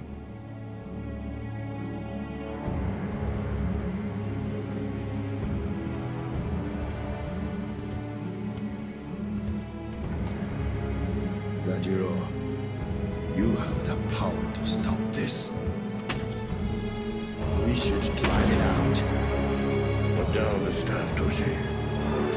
I will end this suffering.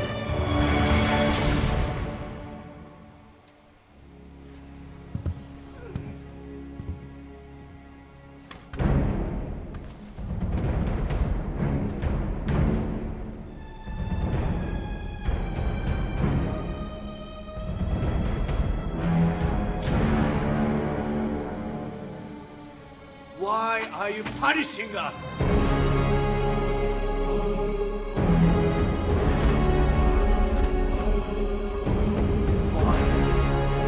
What did we do? Non-corrupt rock club. Answer me. It's adorable as How fuck. many people must die? Why? Tell me.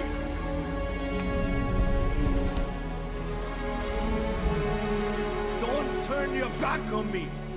Listen to me.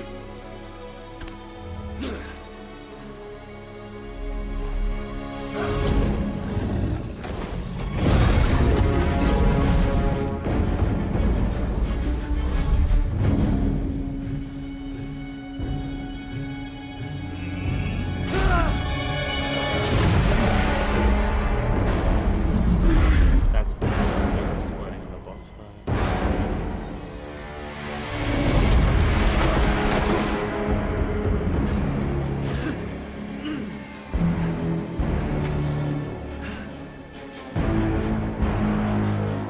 We devoted ourselves to you.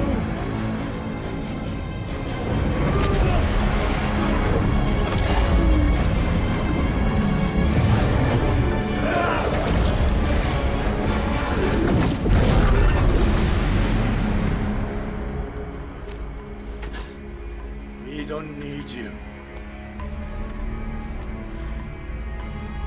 I have a feeling I know what caused the mountain to explode.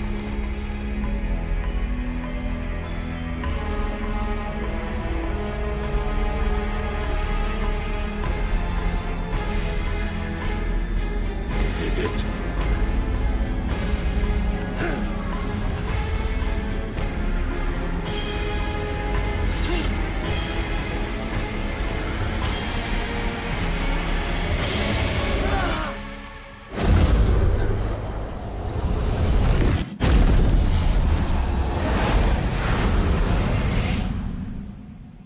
By the way, the three weapons that he used during Zajiro that once fight told were me. like the three weapons of each of the forms that we followed. Change was an essential part of life.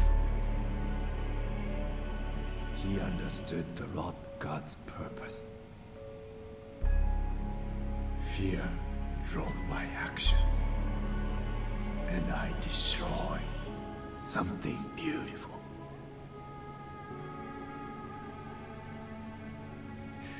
If I had just listened to Zajiro,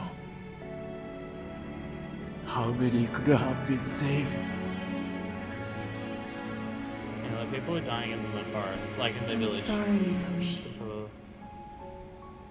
We're not meant to famine. suffer But if they such left, pain. some of them could have survived. When he killed them, everyone died. Grief is natural, but it can imprison us, change who we are. Your torment has lasted long enough. Nothing will change what happened here. You must forgive yourself so the land can heal.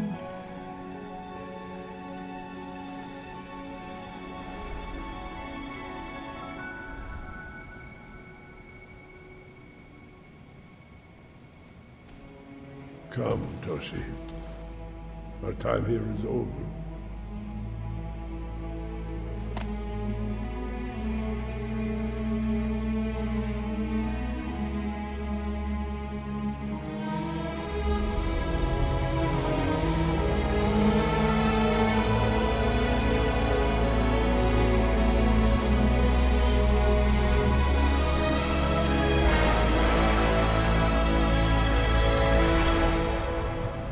Definitely would have doubled through on the speakers for that one, for the microphone, sorry. Hey. Goodbye, Kana. There is only one spirit left for you to help.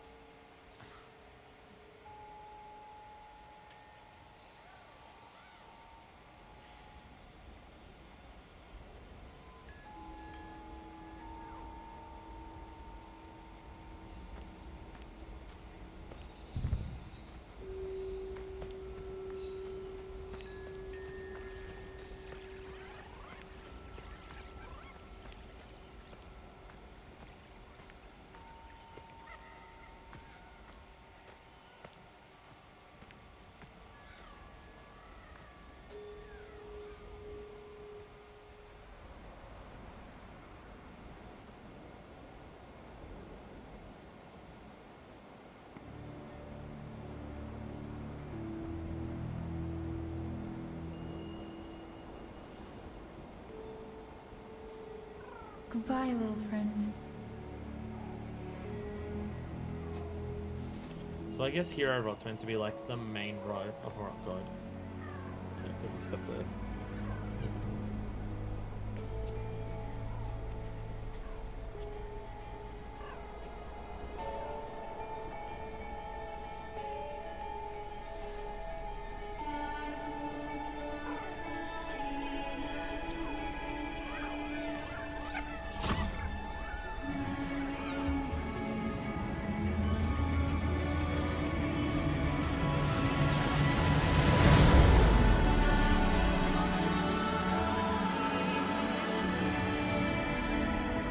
Yay!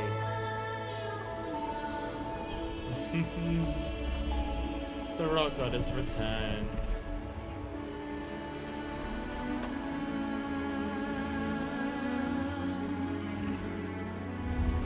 It's so cute! It's so cute!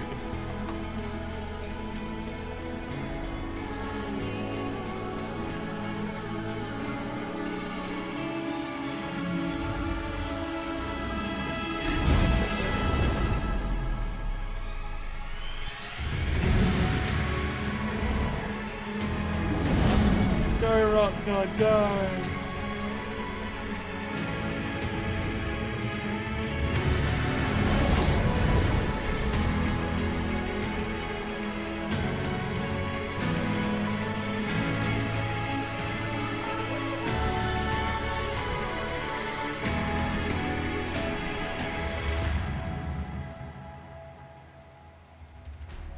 Hey. Damn, honestly, I didn't expect... I mean, like, the whole game's been emotional and stuff like that, but damn, I didn't expect the ending to hit me as hard as it did.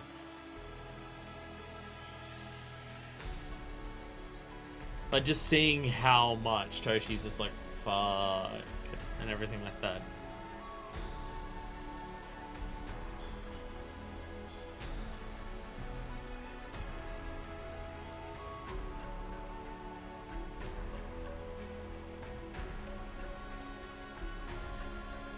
And I'm not 100% sure of the implication, but I think... Is the implication meant to be that Cain is also a spirit?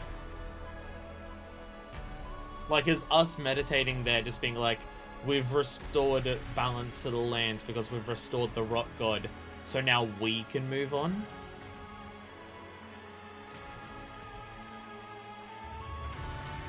So I'm not it feels like that might have been what it's meant to be implying, but I'm not 100% sure. But it could be that.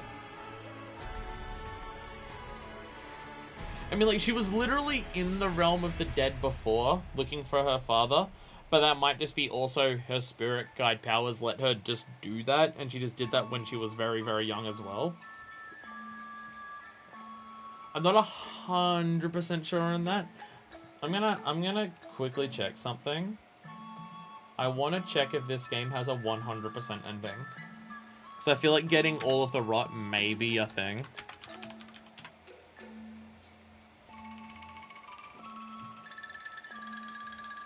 I just want to check if there's another ending. I just want, because if there's another, because it feels like there might be, but I just want to double check. I want to double check if there's a 100% ending. There might be. There may not be.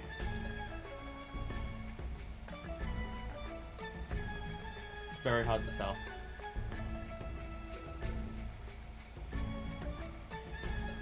Okay, no, there isn't. No.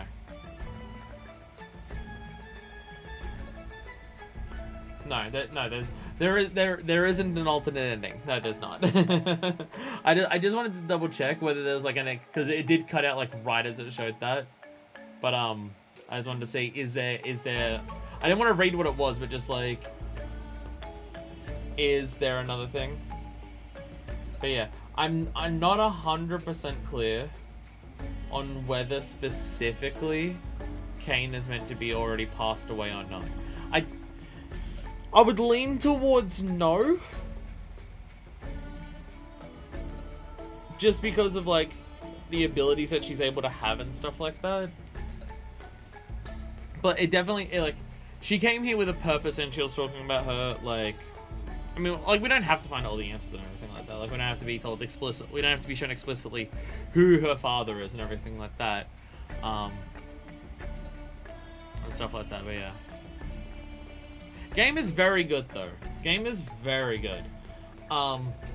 In terms of, like, exploration of levels and collectibles and stuff like that, people have mentioned it before, I've mentioned it before, this game feels PS2 as fuck. Hey, thanks for playing. Thank you for making it.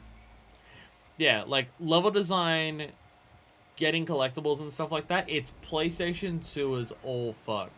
Master difficulty, oh dear god, no.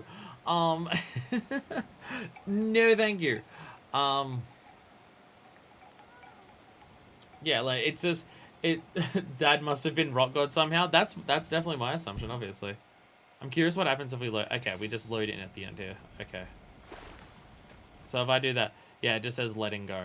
I mean, it says letting go, and I don't know whether that's meant to be Kana's letting go of her connection to the world, or whether Kana's letting go of her rights. I think it's probably meant to be the second one. She's probably meant to be alive. And then after she finishes restoring balance to this world, she'll go and restore balance to another world and stuff like that. It's probably just meant to be that. It's probably just meant to be that. But yeah, like, yeah, level design is at PS2 GameCube era as fuck, like, action-adventure type game, which no one's really done it the way this game does it for a long-ass time. So many more games focus on, I mean, even games that have more level-based content focus way more on being massively expanded, open-world things, or semi-open worlds. And I mean, like, I guess this is technically semi-open worlds, but when you're going, like, because you can run anywhere when you want once you, like, clear an area and stuff like that. But clearing individual areas is way more of a, again, PS2 era action-adventure shit. Gonna have a hard time without them, Rob. They're so cute. We got so many hats for them. And then all those hats are just gonna disappear. Oh, that's sad. So, can I keep the hats? Can I take all the hats off of them? Can I put a giant hat onto the Rot God? Because that would be hilarious. Can I put a giant birthday cake hat on the Rot God? That's what I want from this game. That's what I want.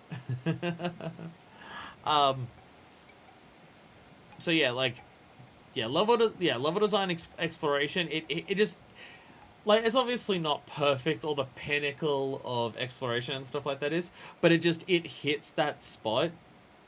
Leaving and taking the hat seems mean.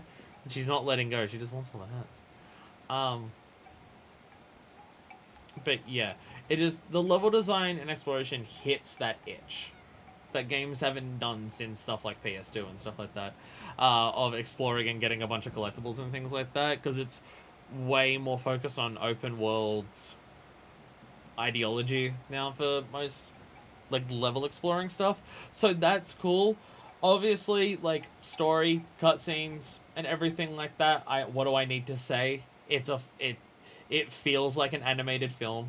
Like, the characters, the writing, and the cutscene direction is as good, if not better, than most animated films of the last decade, I'd say. And again, obviously the story isn't super deep or anything like that, but again, it doesn't need to be. It has a lot of emotional depth, and it's kind of like, the game doesn't have a strictly happy ending. It's a bittersweet one. Like, obviously, at the end of the game, you don't rescue a single person into life. Like, you help people move on. The end result of every single character that you interact with is, after you finish interacting with them, and after you, like, help them out emotionally, they will no longer be here. Like, the ending of the game isn't, I'm going to undo the actions of Toshi and restore the village and bring everyone back to life. Like, no, it's pretty upfront about just, like, sometimes we make mistakes in our lives. Sometimes things don't go the way that we want to and things like that. Sometimes things are out of our control and bad things happen and stuff like that. And the important thing is to not blame ourselves for that, and to not hold on to things that we don't need to hold on to when they cause nothing but pain. Sometimes we just kill a god and do. Sometimes you, if things start going badly, the first response shouldn't be to murder God. That's the emotional impact I got of this game. Well, obviously, like, there's the whole thing about just like Kana's dealing with her own thing. Kana herself is struggling to let go, because of like her father and stuff like that, and it seems that going through the journey will be a step to help her move on without her father around and stuff like that. You could say that she has, but right near the end of the game is when she's shown a flashback of her father and is like still stressed about it and things like that, and still says to Zaju, I hope I get to see my father again. Like she's like, I know I can't bring him back to life, but I hope I can see him again in the spirit world and make him proud and stuff like that. So whether you want to say that her accepting that she can't bring him back to life is enough moving on for her or anything like that, but like she clearly needs to go on her own journey. And obviously, emotionally doing the events of the game, it's not easy for her. She literally has to bond with all of these people for the purpose of helping to never see them again and stuff like that.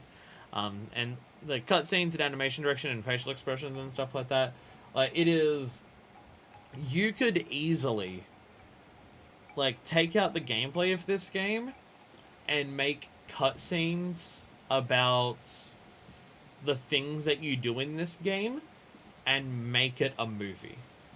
This game could have easily been a movie, and it would have been on the level of like studio like DreamWorks, etc., etc., etc. All the things that clearly visually it's the most similar to and stuff like that. You could have easily done that, but they went, fuck it, nah, it's a video game. And for a first attempt for a video game, fuck, they did well, right? Like, that's something that I appreciate about the game. Like, I say how the game doesn't, like... the game doesn't break any new ground. It does things that, like, haven't been done for a while. But it does them, like, pretty solidly, right? And they did all of that on their first attempt of a video game while making it look as fucking good as it is. And then also the gameplay, which is just, like... The combat is fun, right? The combat is fun. I think there's certain encounters that are a bit frustrating, and having to do so much at the start of the final boss without the ability to heal or have any rot powers. It's like, you gotta do so much with making so few mistakes for the final boss. And things like that. Like, there's certain encounters that are a bit funky, but for the most part, the gameplay is just very solid. But holy shit, I was not expecting it to be as hard as it is. Which is a massive surprise. Like, the biggest criticism, I'd say biggest criticism, honestly, like, when I say that the game feels like a PS2 game, that's not me saying it as, honestly, I think most of the things I'd say about the game would be said in the same vein, honestly. Like, when I say the game's, like, the level design feels like a PS2 game, that's not me criticizing the game for it. When I say that the story isn't twists and turns everywhere or, like, a massively expanded narrative, it's a small narrative focused on a couple of characters and getting through those characters through a big emotional moment each. And that's the entire focus of the story. It doesn't have, like, a million twists. It doesn't have massively in-depth lore that you can read on all day and everything like that. The combat is, like, solid and stuff like that, but very hard and very intense and stuff like that. None of the stuff I would say about this, I wouldn't say any of that is criticisms. It's more so just, it's not going to be a game that's for everyone. Some people aren't going to enjoy PS2 style level structures. Some people would want more out of a story narrative because they're used to something like Dark Souls, where they can read on the lore of the entire world and get the entire backstory and know all these intricate details they want to piece together about the backstory of a world. Where the backstory of this world is, there is a god on a mountain and the villagers live in harmony with nature and the god. And then things started going badly and a dude made a mistake. Like, do we need a lore explanation of what the rock god is? Do we need a lore explanation of what the power of the mountain is that comes from the rock god? No. There's a god. And the villagers, like, live with the god and look up to the god. And that's all you need to know, because that's... You don't need a million details of lore and stuff like that. But some people would just, like, go, oh, well, the narrative is shallow because I want a massive extended back history on where the rock god came from, why the power of the mountain exists and stuff like that. Some people would want the calm casualness of just exploring and getting lost in a forest without brutally difficult boss fights and or enemy encounters, which, to be fair, you can lower the difficulty and stuff like that. But honestly, with how hard the game is and how quick your reaction timing is, even on lower difficulties, I don't know how easy the game would be. And stuff like that. So there's certain elements of the game that might conflict with each other for certain people, and there might be certain elements of the game that certain people would not consider enough because they're used to more modern games and things like that, which, again, I don't say any of that is criticisms. It's more so just expectations of people who play modern video games. And this distinctly not doing that in certain capacities, or the game going for very different things in some capacities compared to other aspects of the game. I enjoy all of it. Again, like, there's certain combat encounters that I don't think are amazing, and there's certain, like, elements to the combat that I don't think are perfect, but I have a lot of fun with the combat. I love how many options you have. I love how many different enemies you have. I love how varied the encounters get. I like the fact that the boss fights will kick your ass. My only thing with the boss fights that kick your ass is just sometimes I feel like you don't have many options to counter what the boss does outside of, like, one specific thing. Like, some boss fights feel like you're just meant to parry, and that's the only thing that you can do that's safe, so you just have to parry the entire boss. And then I'm just like, you're bad at parrying, though, then the boss is just going to be extra difficult kind of thing. Yeah, so I don't think the game would be for everyone, and I think some people wouldn't enjoy certain aspects of it because in a lot of ways it isn't a modern game. But for me personally, I really, really like this game. I don't know if it all meshes together perfectly. I don't know whether I'd enjoy the game more or less if the combat was more tonally consistent with the rest of the game. I don't know whether I'd enjoy the game more or less because of that. But it is something that sticks out to me as being an oddity of the game. But, like, the game is beautiful. I like Kana. I like the other characters that you speak to. The Rots are adorable. The game goes out of its way to be adorable in so many ways. You get to dress up all of your little Rot friends in these adorable little hats. Exploring the levels to get all your little collectibles. Like, you find your fox statues to pick up and pat their noses. You find little flower shrines to level up your abilities with, like, your skill tree. Which I appreciate that the game has a skill tree and it's not 5 million options. It's maybe 12. I appreciate that a lot because it also means that it's a skill tree, so you get options on how you want to do things, but you don't have to put a million hours of thought into it. And all of the options are, like, tangible bonuses as opposed to, this next level on the skill tree will give me +2 to melee damage. Because it's so exciting when I get +2 to melee damage. And things like that, which, again, that might be something that people don't like about the game. I want these massive skill trees. I want a skill tree that is like, this fireball. Whereas I very much don't need that.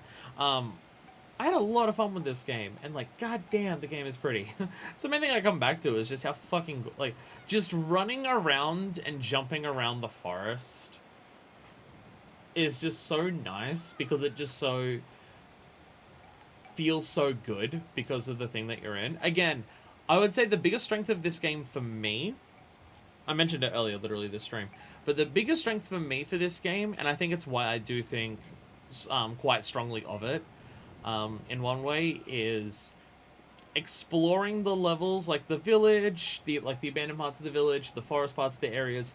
It is that tranquil loneliness. Like, you're alone, there's literally no one else around. Even when other people are around, you know you're going to say goodbye to them and things like that. And you're running around a nice peaceful place, but it's clearly been abandoned or left behind by people who have died and stuff like that. So it's tranquil and peaceful because of the nature of it, while being lonely at the same time.